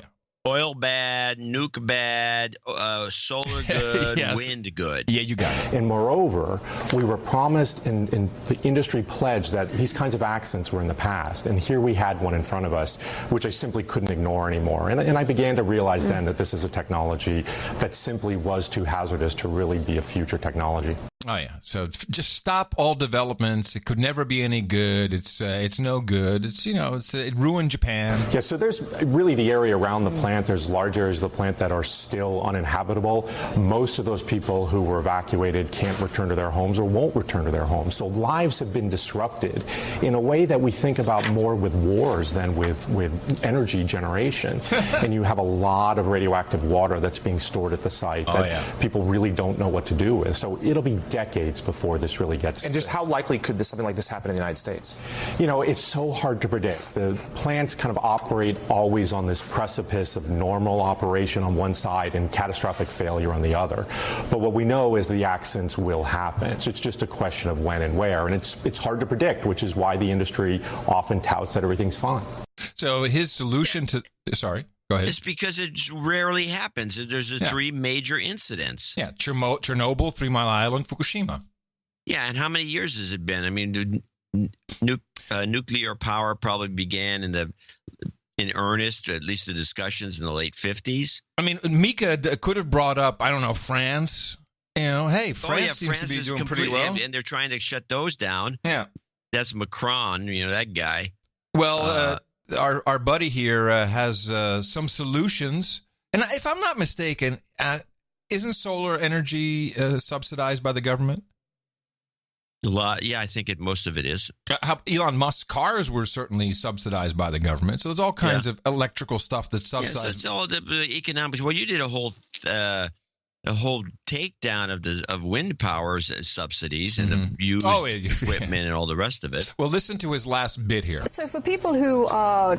so as a part of Morning Joe, I guess they bring in the BBC USA woman, Katie or Kathy, whatever her name is. I don't know why she's there, but she gets to ask a question. So for people who are trying to find a counter to fossil fuels in the fight against global warming, having nuclear power written off like this is kind of depressing, because this was the hope, right? That nuclear power could be made safer and it could be the counter in our effort to keep global temperatures from going up. If you weigh the risks of higher global temperatures because of fossil fuel increased usage and nuclear power, you still come down firmly in the favor of non-nuclear power. So she's got a good point here. Except for the accidents. Even with that, I mean, is this not a good idea to try this? No. Yeah, I mean, I think that's a false choice because the realities are right now in the marketplace, cleaner sun, wind, geothermal, these technologies are actually in some cases cheaper than nuclear, and they're getting cheaper much, much faster. Oh, really? So I actually think the future is pretty hopeful, but what we need to do is really let the markets decide and kind of get out of the way of subsidizing reactors to try and keep them around, because the reason people are doing that is to keep the reactors around. They're not really doing it to deal with climate change, because if you want to deal with climate change, you just have to let the market decide, and then you need to do things with gas to maybe make gas a little bit more expensive. And if you do that, the things that are going to fill in is really wind, sun, and geothermal. It's not nuclear, and that's what we're seeing in the market here in the U.S. and throughout the rest of the world. Except it's not true. God, I hate this guy. He's such a dick. We've done a lot. I gotta do. And since he's back on the scene, I'm gonna follow him, because he was expelled, for basically a Me Too moment. It wasn't long after maybe it was just before the show started. I'm trying to think. No, it was 2012 when he announced his resignation. But it was because, people had complained. He was a dick, especially female subordinates. One woman told me she felt the chairman was actually irritated with someone else, but took it out on her. I mean, this guy would have been excoriated. And Mika Brzezinski just says, oh, yeah, it just was a little bit of controversy. Oh, no problem. All paid, all big. It's a big, this is your big oil money right here. That's your big oil money. That could be. There's a possibility that exists that oil's behind this guy. You think? Well, I mean, there has to be some explanation. He doesn't seem like a guy, especially if he's a masher or whatever he was. Masher. That he'd be, a kind of a crunchy guy. It doesn't seem too logical. I got another. You do something, and I got another presentation. Yeah, I got a couple of things. I got the no checks report. I want to play these clips, and I want to make a commentary. Oh, checks? What checks? Checks? Are we getting checks? What checks? No, we'll listen to some of these checks reports. All right, what checks? Let's start with, let's do the longest one. Let's do no checks report, FBI ATC. Kathy Kalani is an IRS worker in Florida. And I want to believe, and I pray that the politicians in Washington will do this economy and everybody right by doing the right thing. Hours before the president's announcement, the shutdown was escalating. Right under Bravo. In the Northeast today, air traffic reduced to a trickle. I wouldn't be surprised if it takes, another 20 to 30 minutes before we become airborne. After a number of air traffic controllers called in sick. When they probably saw the second zero paycheck, that probably put so much stress on them, and they're not fit for duty if they are overstressed. New York's LaGuardia Airport brought to a standstill. I'm totally sympathetic to them because you can't operate a business that way. Meanwhile, pressure was also building at the FBI. It takes a lot to get me angry, but I'm about as angry as I've been in a long, long time. FBI Director Chris Wray today told 32,000 employees it was unfair and short-sighted to make them work without pay. An IRS backlash has also been building. 14,000 workers called in sick this week after being called back to work without pay. Among them, Lori Wilcox in Utah, who fears she'll be furloughed again next month. We're terrified that we're going to lose our house, lose our cars. This was a pretty slick move, and I think this is why Trump, quote unquote, caved. What I understand that from the union, the air traffic controllers union, and perhaps more of certainly air traffic controllers, that something like a quarter of them, or 20 to 25%, are working, but they're completely eligible for to take their pension and to retire. And that I think there was some noise like, we're going to have 20% walk off the job and just take their pension and never come back. Yeah, that's a possibility, but that's kind of not going to be my point. I want to play another one of these clips. This is the no checks report, NBC belt buckles.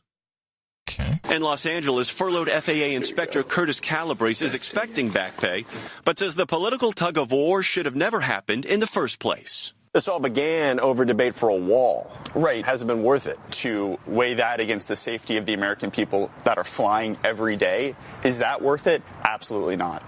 In Washington, D.C., some agree. I don't think it was worth it. What did it accomplish? Nothing. Back in Colorado, single mom Devin Lentz lost her job at the belt buckle shop. I don't see myself going back to work before the end of February until something is truly signed and done. Families caught where politics turns personal. Morgan Chesky, NBC News. Let's go to this one. I got no checks. I get the FBI no checks report. NBC. This is Shorty. Federal workers like Carla Davis, a grant processor at Housing and Urban Development, need a little more help waiting on back pay. I'm glad it's over, but I still don't feel like safe. Like 3 weeks is not a long time. And then let's go to No Checks Report, Random Democracy Now! With Coast Guard kicker. This comes as some 800,000 federal workers who've been furloughed or forced to work without pay for over a month will miss a second paycheck today. Federal workers are increasingly turning to food pantries as they struggle to pay for housing, food, and other basic needs. Among them, more than 40,000 active duty members of the U.S. Coast Guard. This is Coast Guard Commandant Admiral Carl Schultz. I find it unacceptable that Coast Guard men and women have to rely on food pantries and donations to get through day-to-day life as service members. Okay. Let's just stop here. I got a million of them. But let's listen to these and analyze these things. We got guys in the Coast Guard, guys in the FBI, ATC, everybody, and they're going to miss a second check. And the one woman, as you heard, says, we're going to lose our house. We're going to lose our cars. Yeah, it's total bullshit. And is it? Yes. Is it? Yes, it is. And I think I have some proof. Well, it may or may not be. But the message they're sending is that this economy is so weak and so flaky that you can't miss one or two, let's say two paychecks without losing your house, your car, and everything in between. Yeah, that's what they're saying. If that's the case, you can prove it's not the case, and that would be fine because I don't believe it is either. You can prove that's the case, but if that is the case, that these people are so bent out of shape about this over the one or two lost paychecks, which tells me that too many people, and I'm assuming that there's some truth to this, too many people that are making good money working for the government. It's not like a lousy paying job.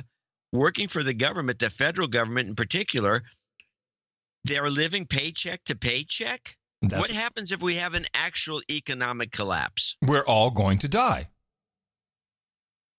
I would think so. If you're working for the federal government and you've been working there for, let's assume, for some time, that you have cars and you have a house, that doesn't mean you started yesterday, and you can lose all these things overnight because of a missed paycheck. No. This is not a good signal. That's also not true. It's in this case, I believe if our economy tanked and people missed paychecks, yes, I think there's a lot of people living paycheck to paycheck because they're on the credit bandwagon and are overextended and have been this way for decades. And this is what the system is. Watch TV. I got to buy this stuff that I can't afford, buy it with money I don't have, go back to my job, repeat cycle. Yeah, I think that's real. Yes, I do. Well, this is not a good signal. It's not. And the worst, now let me give you another worst aspect. But can I whenever you're ready, I want to prove that it's bullshit. These reports are bullshit. That's what I'd like to okay, let me finish this then. Good. Democracy Now! Had a bunch of clips from Wilbur Ross. Yes, that's exactly where I want to go. Well, Ross comes on, and of course, she takes it from the perspective of, why listen to this guy? He's worth $700 million. What does he know about somebody getting a paycheck? So I want to play the two clips. This is Democracy Now! Versus the bridge loan idea that he has. Meanwhile, President Trump's Commerce Secretary, multi-millionaire investor Wilbur Ross, said Thursday federal workers should simply take out bridge loans until they get paid. Ross was being questioned by CNBC anchor Andrew Ross Sorkin. There are reports that there are some federal workers who are going to homeless shelters to get food. Well, I know they are, and I don't really quite understand why, because, as I mentioned before, the obligations that they would undertake, say a borrowing from a bank or a credit union, are in effect federally guaranteed. I can't wait to start. I'm waiting for you. So that's the start. And then she goes to number two. And instead of saying, I'll tell you what really bothers me, and then you can play your clips. All right. Let's play the second part where all she does is just give Wilbur Ross crap for being a rich guy. So the 30 days of pay that some people will be out there's no real reason why they shouldn't be able to get a loan against it. Commerce Secretary Wilbur Ross, whose net worth is estimated around $700 million, also diminished the financial hardship faced by unpaid federal workers. 800,000 workers, if they never got their pay, which is not the case, they will eventually get it. But if they never got it, you're talking about 0.33% on our GDP. So it's not like it's a gigantic number overall. All right. Now, she mocks him for being rich, and she goes on and she thinks this is crazy. Now, instead of doing that, if Ross is right and you can just get a guaranteed bridge loan, which I guess a lot of people don't know what a bridge loan is, and they probably don't go to a bank, or I have no idea what the problem is here. But instead of educating the public, here, if you've lost your job, let us explain to you how you can go to your bank and get this guaranteed, according to Ross, guaranteed federal bridge loan to keep you afloat, instead of coming on NBC or Democracy Now! Or any of these other stations and moaning and groaning like that one woman did about she's going to lose her house and they're going to lose their cars and they got nothing they can do. John? And instead of saying, well, that's not true, you can do this and we'll show you how. No, they just ridicule it because it's something to do with Trump. Yes. I find that the whole thing to be incredibly it's not useful. And you will really despise it when I unveil the rest. Democracy Now! Did exactly what Don Lemon does on CNN. I'll just play a little bit. He had a clip about the same thing, 800,000. Oh, he doesn't give a shit about these people, and here he is about the loans. Listen. There are reports that there are some federal workers who are going to homeless shelters to get food. Let me fast forward. Well, I know they are, and we already heard this part. Here we go. They shouldn't be able to get a loan against it. That is the most elite, out-of-touch thing that I have ever heard in my life, in all my years, ever on this earth. That is the most insulting thing that I've ever heard. The most elitist, however you want to put it, thing that I've ever heard. I could not believe it. I had to go back and I said, I got to find this on the internet. Is this true? On the internet? Hey, you folks who aren't getting paid, just go take out a loan. Take out a loan. Here's what he's saying, okay? Follow along with me. Take out a loan for the money that you've earned, the money that we owe you, because we really have no idea when you're going to get paid, even though a lot of you are still on the job. So yeah, take out a loan. Pay interest just to get the money that we owe you. And the Commerce Secretary may know where you can get a loan because his department's Federal Credit Union is offering emergency loans at almost 9% interest. 9%. It's according to the Washington Post. Okay. So it's generally the same story. What an elitist rich prick. Last night, Saturday, I didn't clip it because without the visual doesn't work, but Kate McKinnon, whatever her name is, now she's taken her character and she did Wilbur Ross very well as a creepy elitist a-hole, which he does come across, but it's disingenuous from Amy and from Don and everybody because it's only a part of what he said. You might be surprised he said a little bit more, and I did some checking on it. Wilbur Ross was on CNBC. It's a business news network. It's not the fast-paced CNN, Fox News, MSNBC, Democracy Now!, War and Peace Report, where everybody's all ready-made for television and gets their point out in 10 seconds. Wilbur Ross said something very important as a part of this suggestion. Mr. Secretary, many of these workers clearly need the paycheck. I'm going to fast forward a bit because we've heard this 3 times now. Here we go. Then the risk. Here we go. Well, first of all, the banks and the credit union should be making credit available to them. When you think about it, these are basically government-guaranteed loans because the government has committed these folks will get their back pay once this whole thing gets settled down. So there really is not a good excuse why there really should be a liquidity crisis. Now, true, the people might have to pay a little bit of interest. But the idea that it's paycheck or zero is not a really valid idea. There's no reason why some institution wouldn't be willing to lend. And indeed, we've heard tales of some of the government. So it should be put on the private sector? The private sector needs to step up where the public sector can't? No, what I'm saying is there have been ads run by a number of the public sector credit unions, which are member organizations of the people who work in the departments. Those have announced very, very low interest rate loans to bridge people over the gap. Oh, wait a minute. I guess Don and Amy didn't hear that part. And I went and looked. And if you look for local news reports all across America, this is what you heard. The phrase living paycheck to paycheck is a stark reality for many Americans, as thousands of Ohioans are figuring out how to pay their bills while their next payday is uncertain. This is from January 3rd. Here in the Miami Valley, Dayer Credit Union is offering assistance of their own to these impacted workers. Preferably, our members would have direct deposit coming in here to the credit union. Very easy for us to look and see what that dollar amount is, and then we can match a loan amount to that direct deposit, 0% interest for 30 days. If direct deposit is not available, a current pay stub may be required to get the loan. After 30 days, prevailing interest could begin to kick in, but Theobald says they will look at the program if that becomes an issue.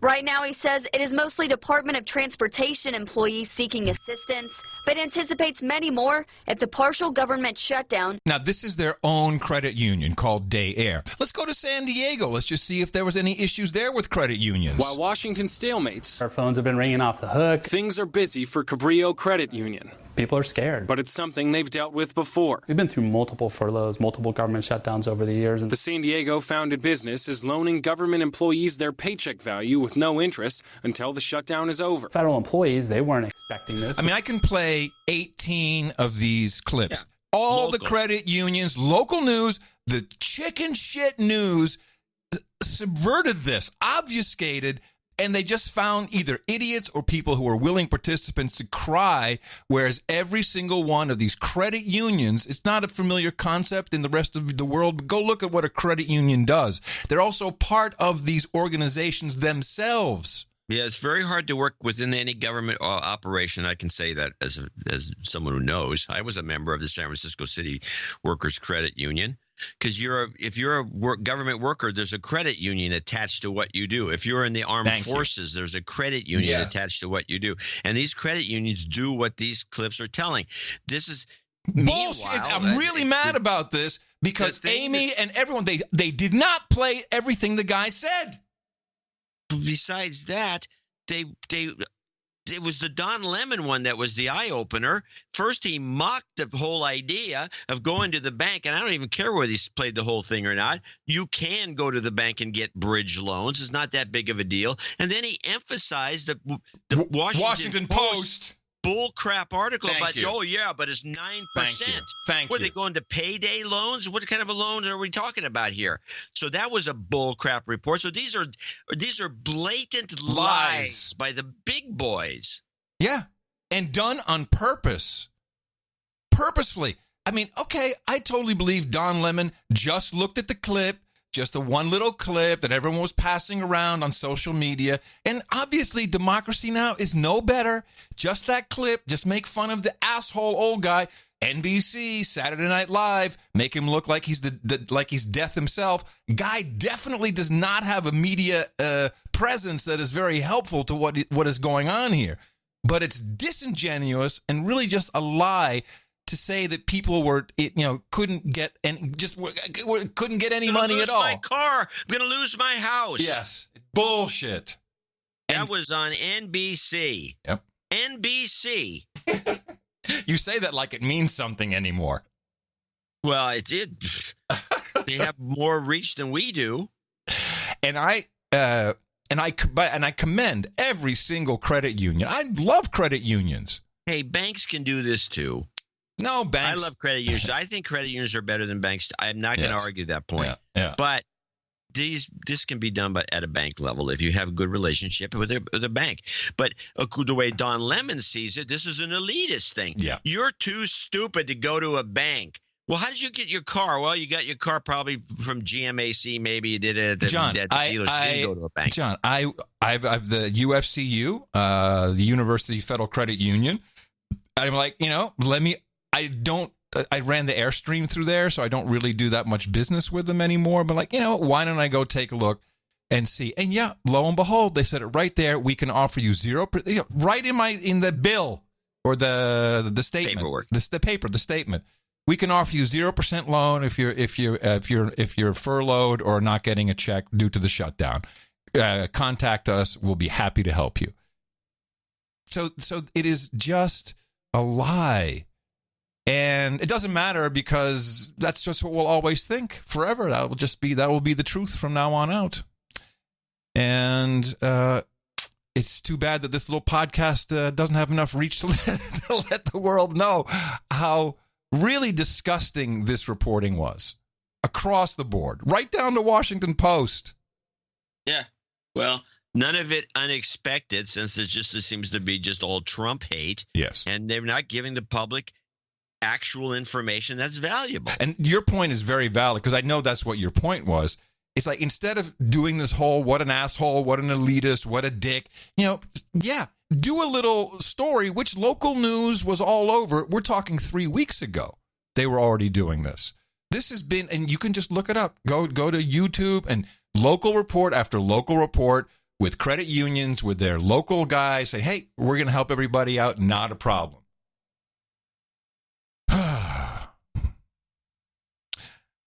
So that's that. Okay, well, we're both listening. I'm going to show my support by donating to No Agenda. Imagine all the people who could do that. Oh, yeah, that'd be fab. Yeah, on No Agenda in the morning. All right. Well, we do have a few people to thank for show 11-7, 7-11. 11-07. Jonathan Halper in Charlotte, North Carolina is at the top of the list.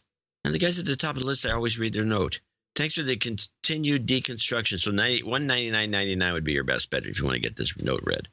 To celebrate the frigid weather slamming the folks north of me, I'd like a shut up already. It's science. We will do that at the end. But the point is that I think donations kind of are flaky because of this cold weather. It's not helping anybody. You think people are just cocooning and not doing anything? Yeah. Interesting. Loss of power loss. This is bad. It hurts business. I mean, Horowitz and I talk about it all the time. This first quarter of the year, over the last few years, this hasn't been ever since global warming began. And by the way, when I played that clip of the students in Brussels making the big protests, which we played a few seconds ago about global, bitching and moaning about climate change, they were all bundled up. Yeah. It's very cold. It's freezing there. Very cold in Europe right now. Yeah. It's the polar vortex. Global warming is going to kill us all. It's going to kill us all. It's going to kill us all. All right. Yeah. Anonymous. 13745.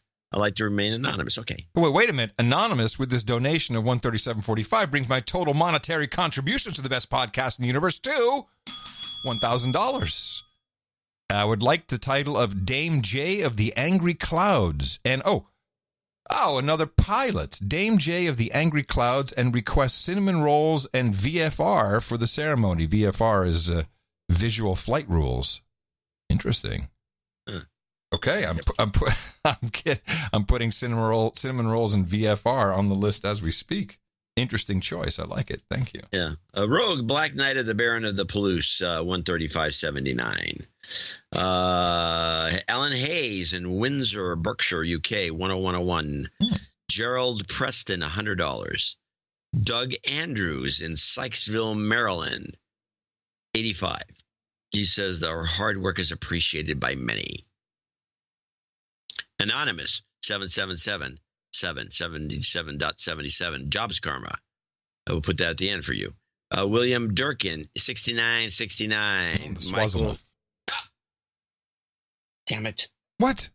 A mosquito got in the house. Oh, man, it sounded like, something like seriously. And it was like flying right there, and I could have nailed him, and I'm looking at my hands. I missed him. I hate mosquitoes. And this one was like looking for food, you could tell. Because can barely fly. You're telling me there's nothing better in the house than you? Aren't the kids there? I think they went to the dog show. Oh, the dog show. Okay.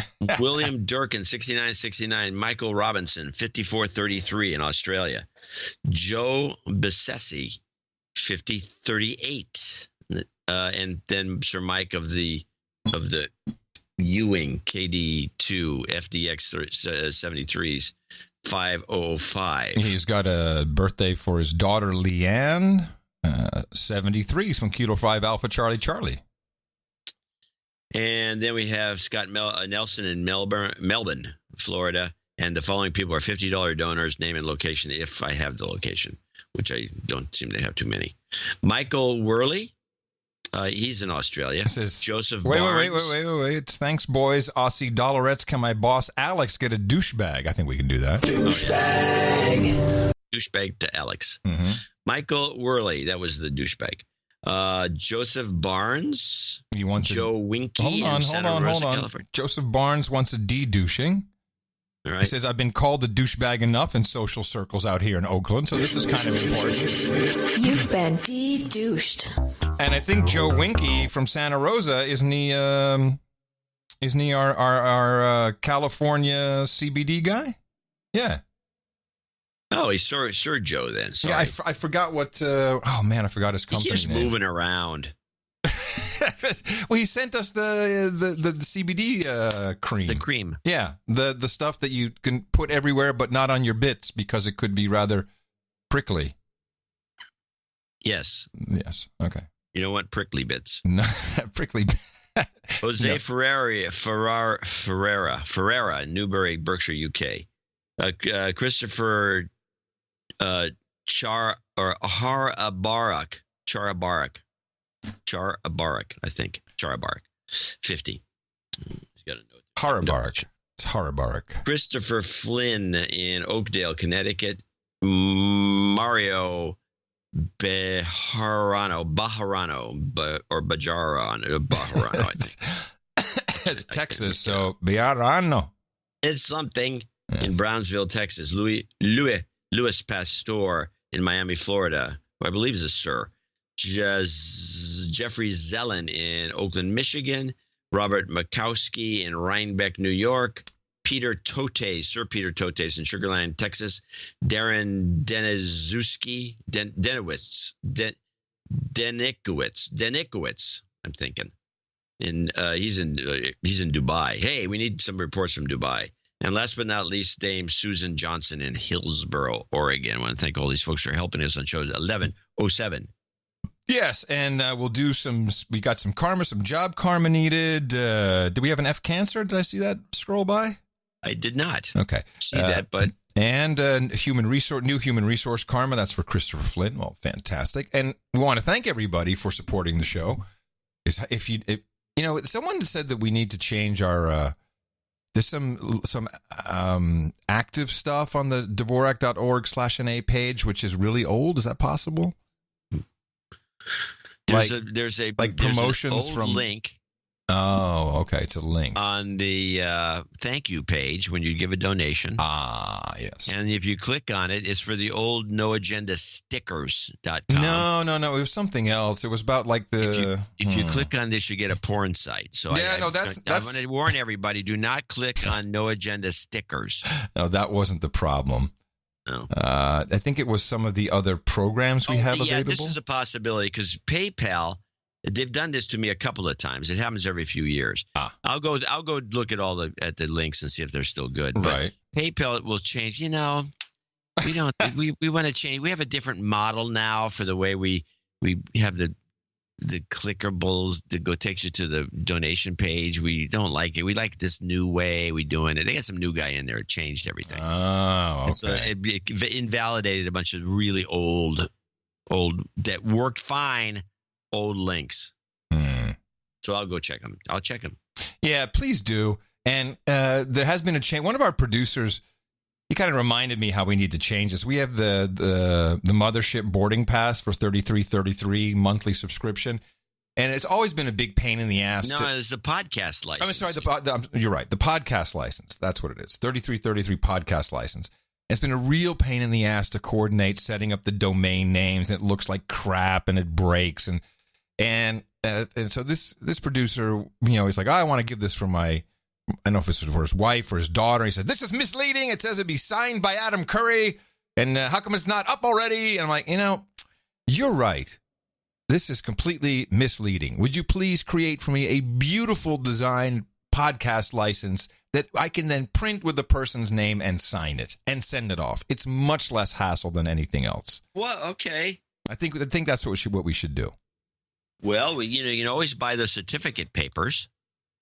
Yeah, but I wanted the producers to do it because if we have big talk here, you're like, oh, yeah, well, we'll never do it. Exactly. So I told him, I said, you're right. You're absolutely right. I'm changing this. Hook us up so I can do this and do it properly. And we'll even go back and give everybody who has one, we'll give them an official certificate. Yeah, we need the certificate paper. It needs to be printed, and then what do you do? Calligraphy for the name? A good font, a good calligraphy font. I bet you Tina. No one's going to do calligraphy. Nobody does calligraphy anymore. You have to use a font. Tina has taken some classes. She doesn't want to do a bunch of licenses when a font will work. I mean, we use font for the knighthood thing, and nobody bitches about that. Okay. Well, then in that case, just have Eric do it all. Oh, no, we have Eric's to sign not going to do it. He's going to charge a fortune. You're right. We'll take care of it. Anyway, that was just a little point of order. Thank you, everybody. Thank you. We're just trying to keep the value going always. And please remember us for our next show, and that will be on Thursday. And I'm sure there'll be more things that happen that we will be reporting on and pulling apart and deconstructing for you because, as you just heard, a lot of it is disingenuous lies. Dvorak.org/NA. Jobs, jobs, jobs, and jobs. Let's vote for jobs. You've got karma.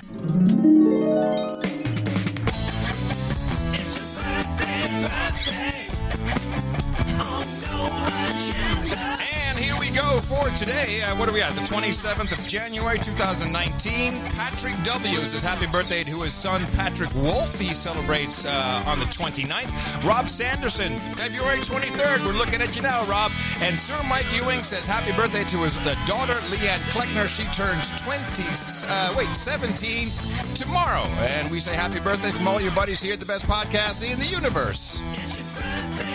There we go. 1, 2. We have 3 nights. No, we have 2 nights. Oh, nice balance. 2 nights, 2 dames. This is perfect. Oh. Blades first. I got it. All right, great. There we go. Now we're good. Micah, pop up. Jose Ferreira, Laura Wilson, and Cascades Anonymous. All of you need to be up here. Wait, not Cascades Anonymous. Anonymous. Little line issue. Thank you for your support of the No Agenda Show in the amount of $1,000 or more. I'm very proud to pronouncicate thee with the following titles. Sir Codes-a-Lot of the Appalachian Trail, Sir Joe of the Canals, Dame Laura of the Snowy Cascades, and Dame Jay of the Angry Clouds. For you, we have Hookers and Blow, Rent Boys and Chardonnay, Cinnamon Rolls and VFR, Steel Reserve and Black Milds, Beer and Blunts, Cowgirls and Coffee Barn, Sparkling Cider and Escorts, Geishas and Sake, Bong Hits and Bourbon, and mutton and mead all lined up here for you at the No Agenda Roundtable of the Knights and Dames. Look at the size of the table and how many Knights and Dames we have there. It's fantastic. They're so proud of what you've done with this show. And our new Knights and Dames go to noagendanation.com/rings, and Eric the Shill will get the right rings off to you. Have they come in yet, the new order? I know he had them on order. No, they've been out. No, they haven't come in yet. I mean, it takes forever to get these turned around. It's getting slower. Yeah. Because of China, China. China. They'll come in. They'll be in within the next week or two. Yes. Let me see. I had a couple things that were kind of interesting. Oh, yeah. You want the 5G report now? Are you ready for the 5G report? Sure. Okay. Well, first of all, we got I don't know if you saw this email. I forget which producer sent this.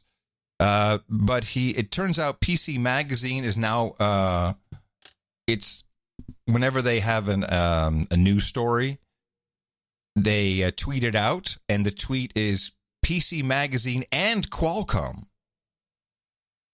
You see, they're now the main sponsor. Yeah. So if you look at your email, you see PC Mag with Qualcomm sponsored. Here's a look at the 4 biggest changes to come for smartphones and mobile devices. 5G, it's coming in 2019, and it's gonna change your life. Just another data point in why that same article appeared in Mashable, which they also own now. Right. Presented by Qualcomm, who are the company when it comes to 5G radios. 5G company. That is the company. That could be the downfall of Qualcomm. Well, I got to tell you, we've been talking about this. You think it may not happen. I think we're too late. I got a note from one of our producers in Texas who's in the biz, so to say. And all this went down in 2017. Austin already has 5G transmitters. Now it's the AT&T version, whatever the heck that means. There's 500 in Dallas, 300 in Houston. It's already done. It's over. It's already in Texas. It's There's underway. Around here. Okay. You got other problems in Berkeley. Here is the report from 2017, just before the vote was made. And really, the only thing that Austin was pushing back on is how much money they would get per cell installed. That's the only thing. And when you hear, and we're in session here, the legislature, and the whole town is filled with money.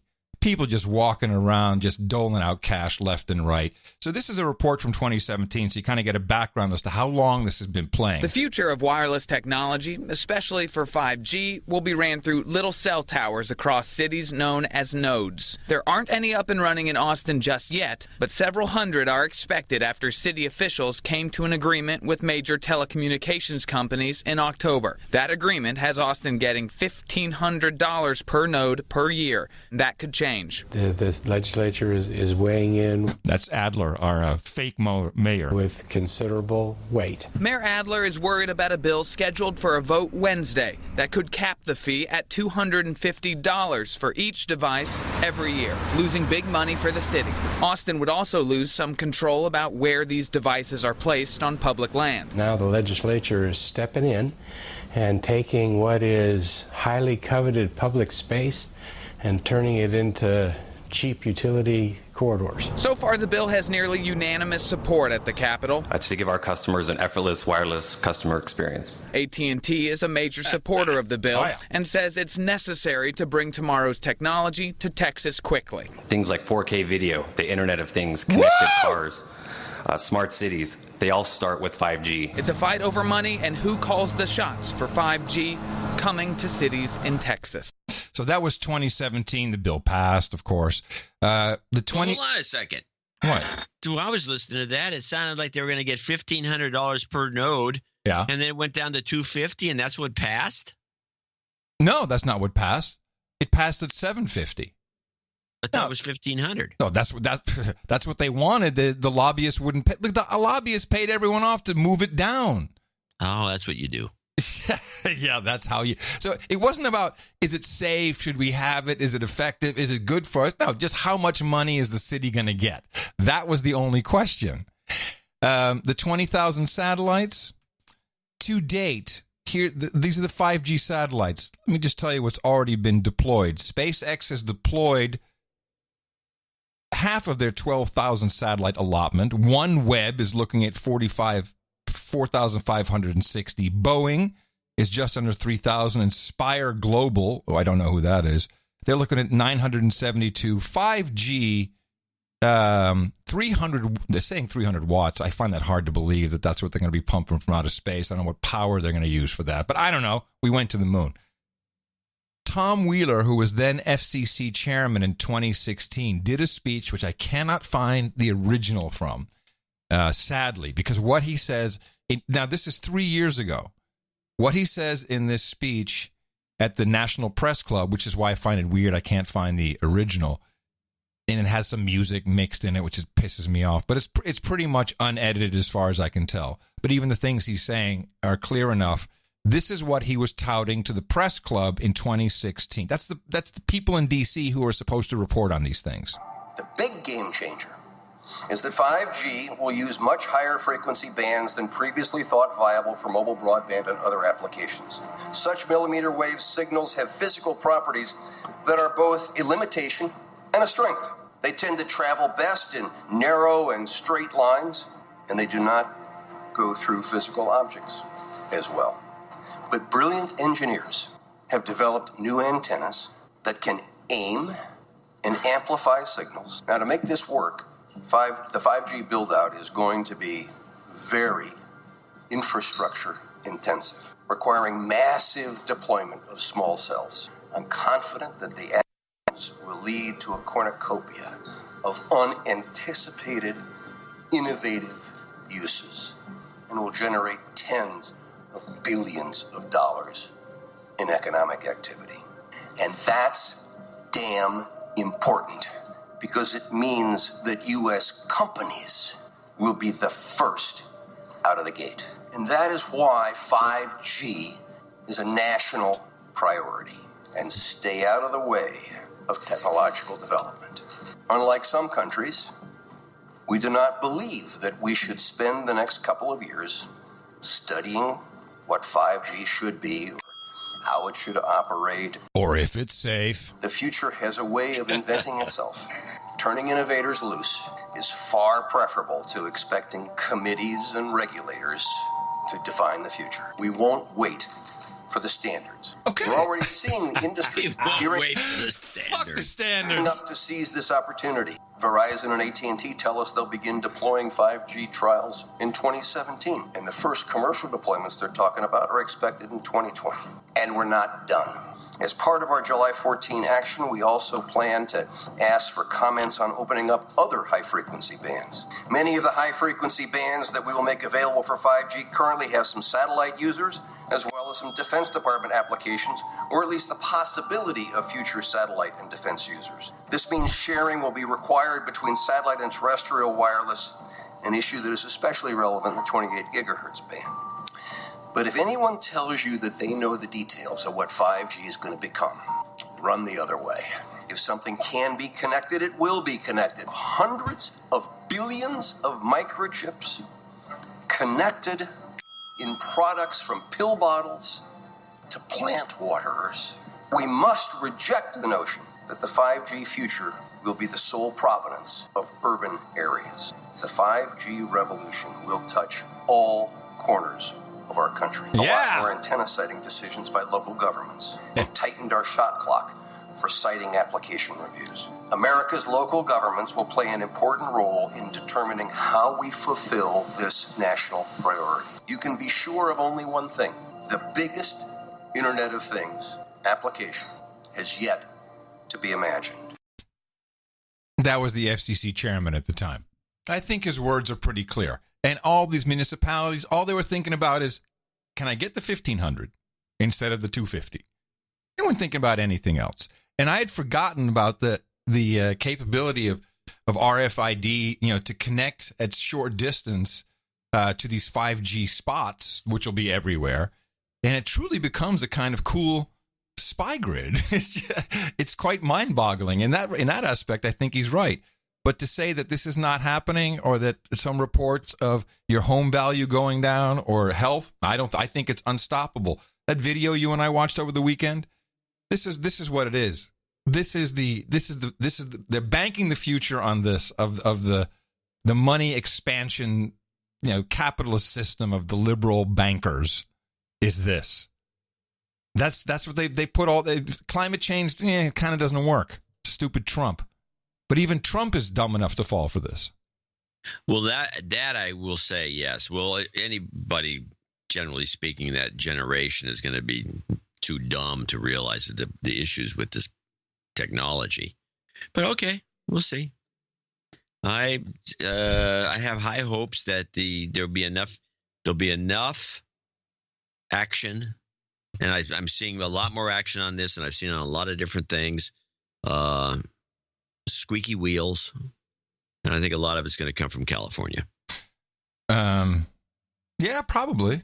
Well, Since Texas apparently just knuckles under to any, 2-bit. Some guy comes in. Hey, this guy came in and he offered me 10 cents to do this. I'll take it. It's better than no 10 cents. Wow. That was really quite awesome of you to do there in California. Now I'm hoping for an earthquake so y'all can die. Well, you can wish for all you want, but I got my 10 cents. I hope the fires reach your house, Dvorak. Just racist, man. That's racist. Hey. It's white privilege. Oh, I'm sorry. We're rednecks down here. Yeah, we got white neck privilege. Stop it. I bet you I'll find some 5G in Berkeley. You know it's already happening. Today. Yeah.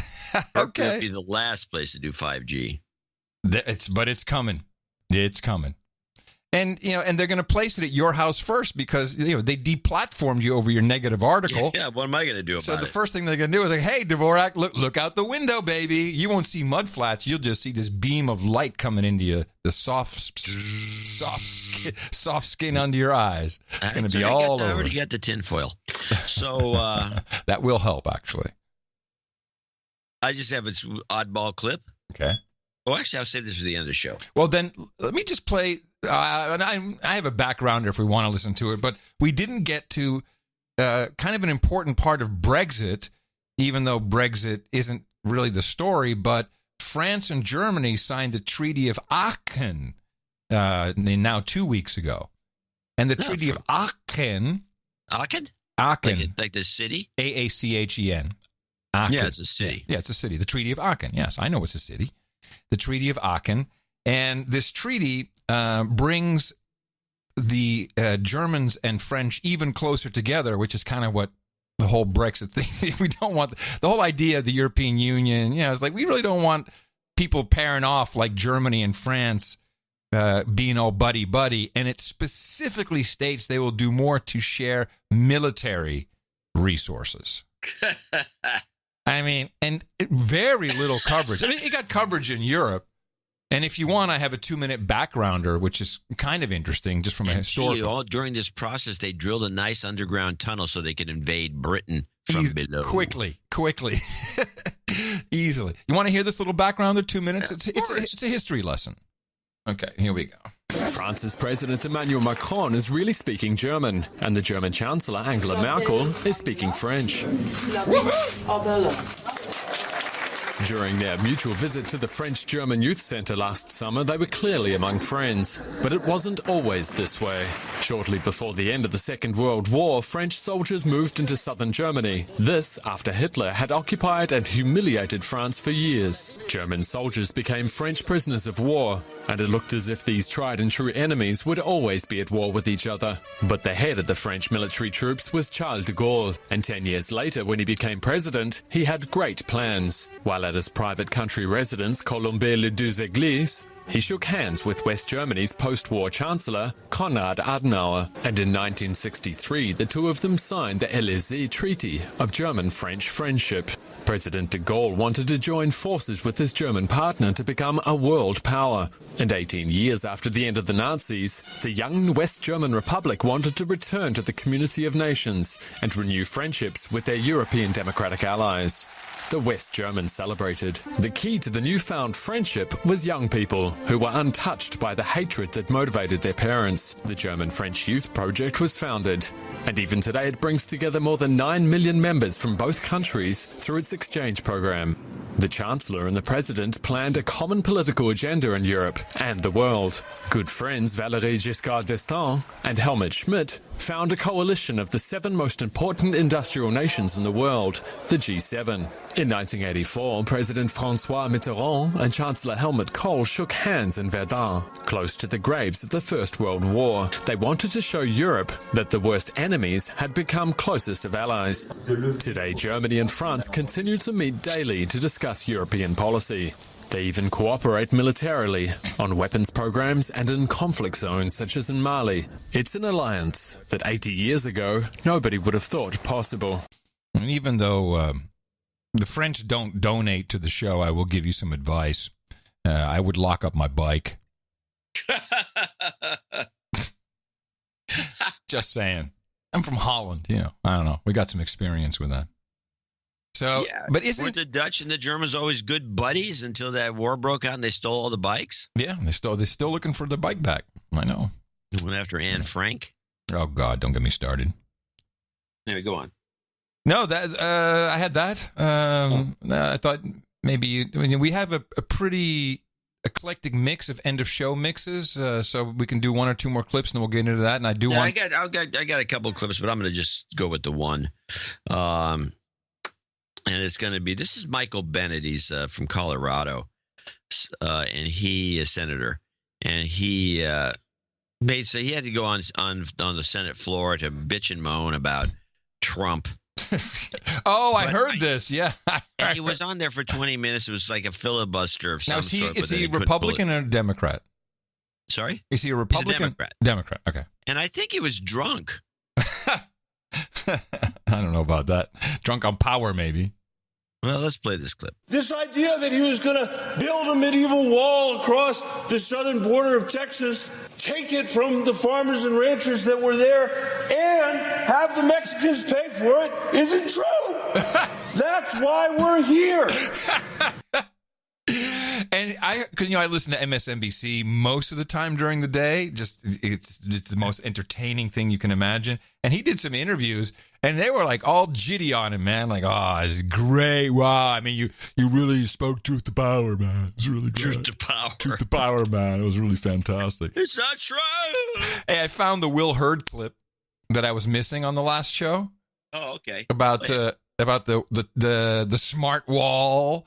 And, well, let's listen to this. When we talk about the physical barriers, like I have, as you said, I have 800 miles of border, and I've always said building a wall from sea to shining sea doesn't make sense, but in certain places, it does make sense, where there's urban to urban contact. We need technology. We need to be looking at all 2,000 miles of border at the same time. The only way you can do that is technology. We need additional manpower.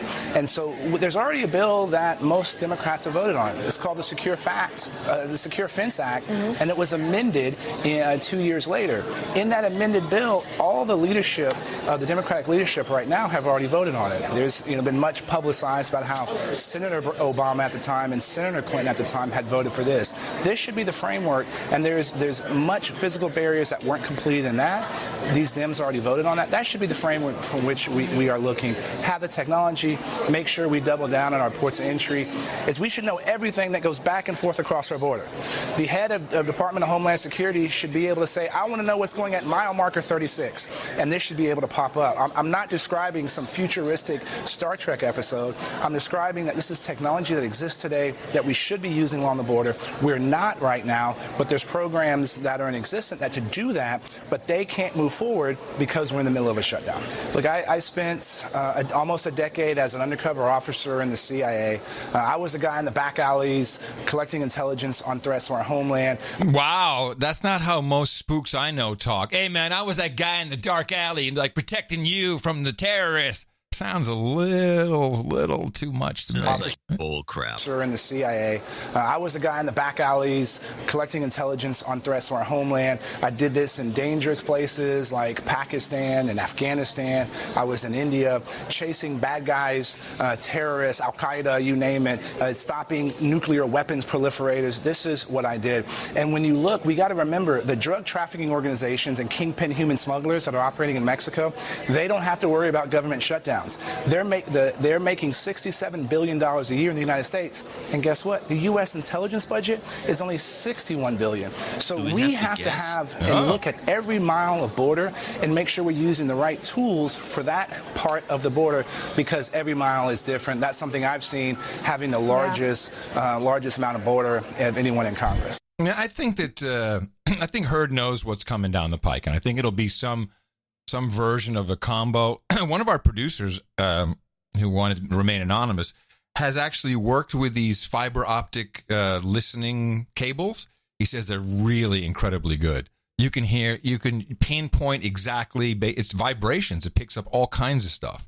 He says it's very, very good. The problem is it doesn't stop anybody, it just alerts you to something that's happening. It's somehow, and Trump is kind of simplistic in that way. He's like, no, if you run and you hit the wall, it stops you. But I think Hurd's basic idea is probably what's coming down. Because you're hearing more and more like, well, wait a minute, the Democrats actually voted for this stuff, No, this does all in play. I don't know why they don't just exploit it. Orange Man bad. It is being exploited to make Orange Man look better. Yeah. Orange Man bad. All right. Yes. All right, everybody. I think we've earned our stripes for today. I want to thank Danny Luce, Tom Starkweather, and Alex, who helped them out. Gallup, Sir Chris Wilson, of course, for the end-of-show mixes. A fantastic lineup today. And I'll play the love-hate Trumps on the next... too many clips on the next show. And Thursday, Super Bowl predictions. We'll do that up from a geopolitical standpoint. And for now, coming to you from downtown Austin, Texas, capital of the Drone Star State, FEMA Region number 6 on the governmental maps, in the 5x9 Cludio in the common law condo. In the morning, everybody, I'm Adam Curry. And from northern Silicon Valley, plain and simple, I'm John C. Dvorak. We return on Thursday with another edition of the best podcast in the universe. Remember us at Dvorak.org/NA. Until then, adios, mofos, and such.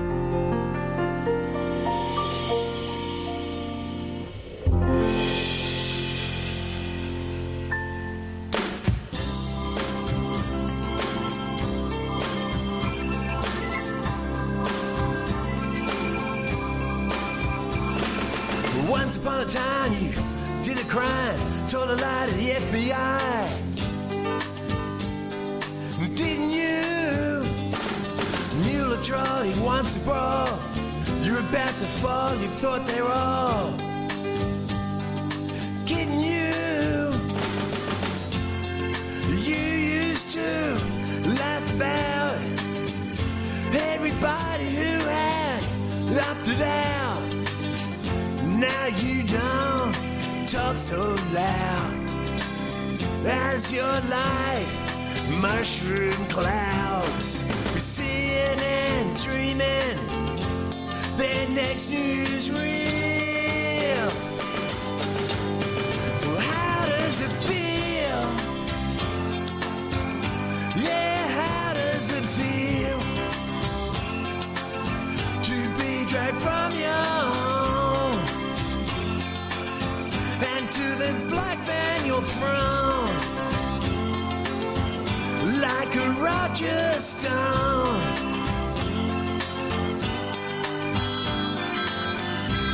The President has agreed to our request to open the government and then debate border security. And one of my dogs is still traumatized, will not come out from under the bed and won't stop shaking. No one should ever underestimate the speaker, as Donald Trump has learned. She said that she was going to dog walk me. And, you know, viewers can look up on Urban Dictionary what dog walking someone means. But to put it simply, it's to severely beat somebody up. We have a doggy park at the hotel. Yes. And I'm going to take you for a little walk. Thank you. Have a good time. I'll be back in a few minutes. Okay, good. The president is clearly concerned about how this development is being viewed politically, especially because... Can't do that, then we'll do, obviously, we're going to do the emergency, because that's what it is. This is like giving you a bowl of doggy do, put a cherry on top and call it a chocolate sundae. This is nothing. And one of my dogs is still traumatized, will not come out from under the bed and won't stop shaking. You take a dog, you go outside, it's freezing, and you walk around for a while, and it's not that easy. Okay, be careful. Down.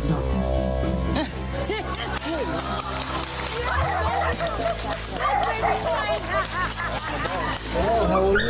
Oh my goodness! I'm here to walk your dog. Gosh! Can't have no deal.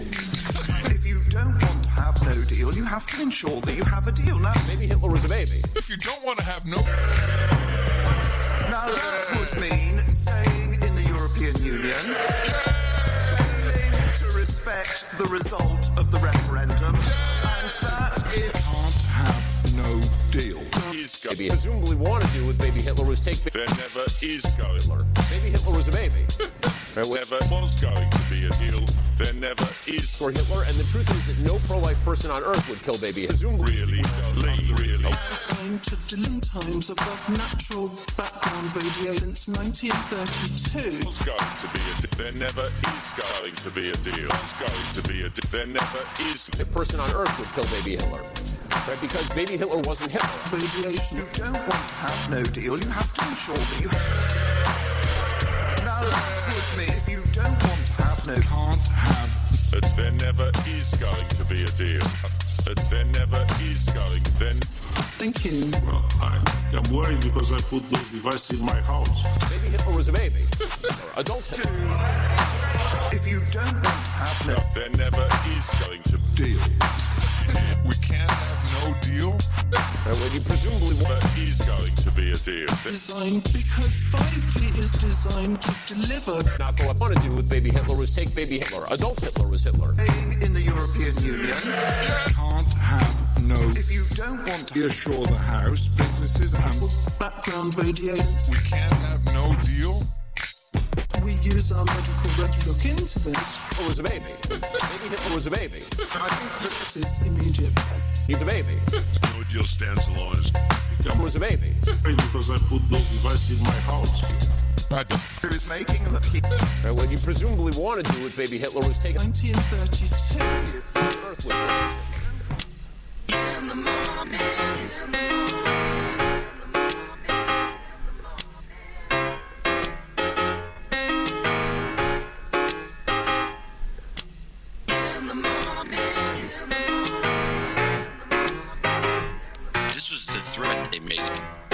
Made was, hey, kill Skype. Want to upgrade your Skype? Want to upgrade your Skype? The dry scumbag. This is a bunch of scumbags. In the morning.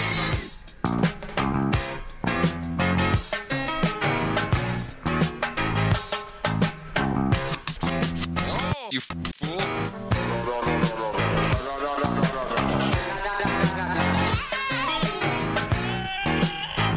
Gonna lose your little soft. The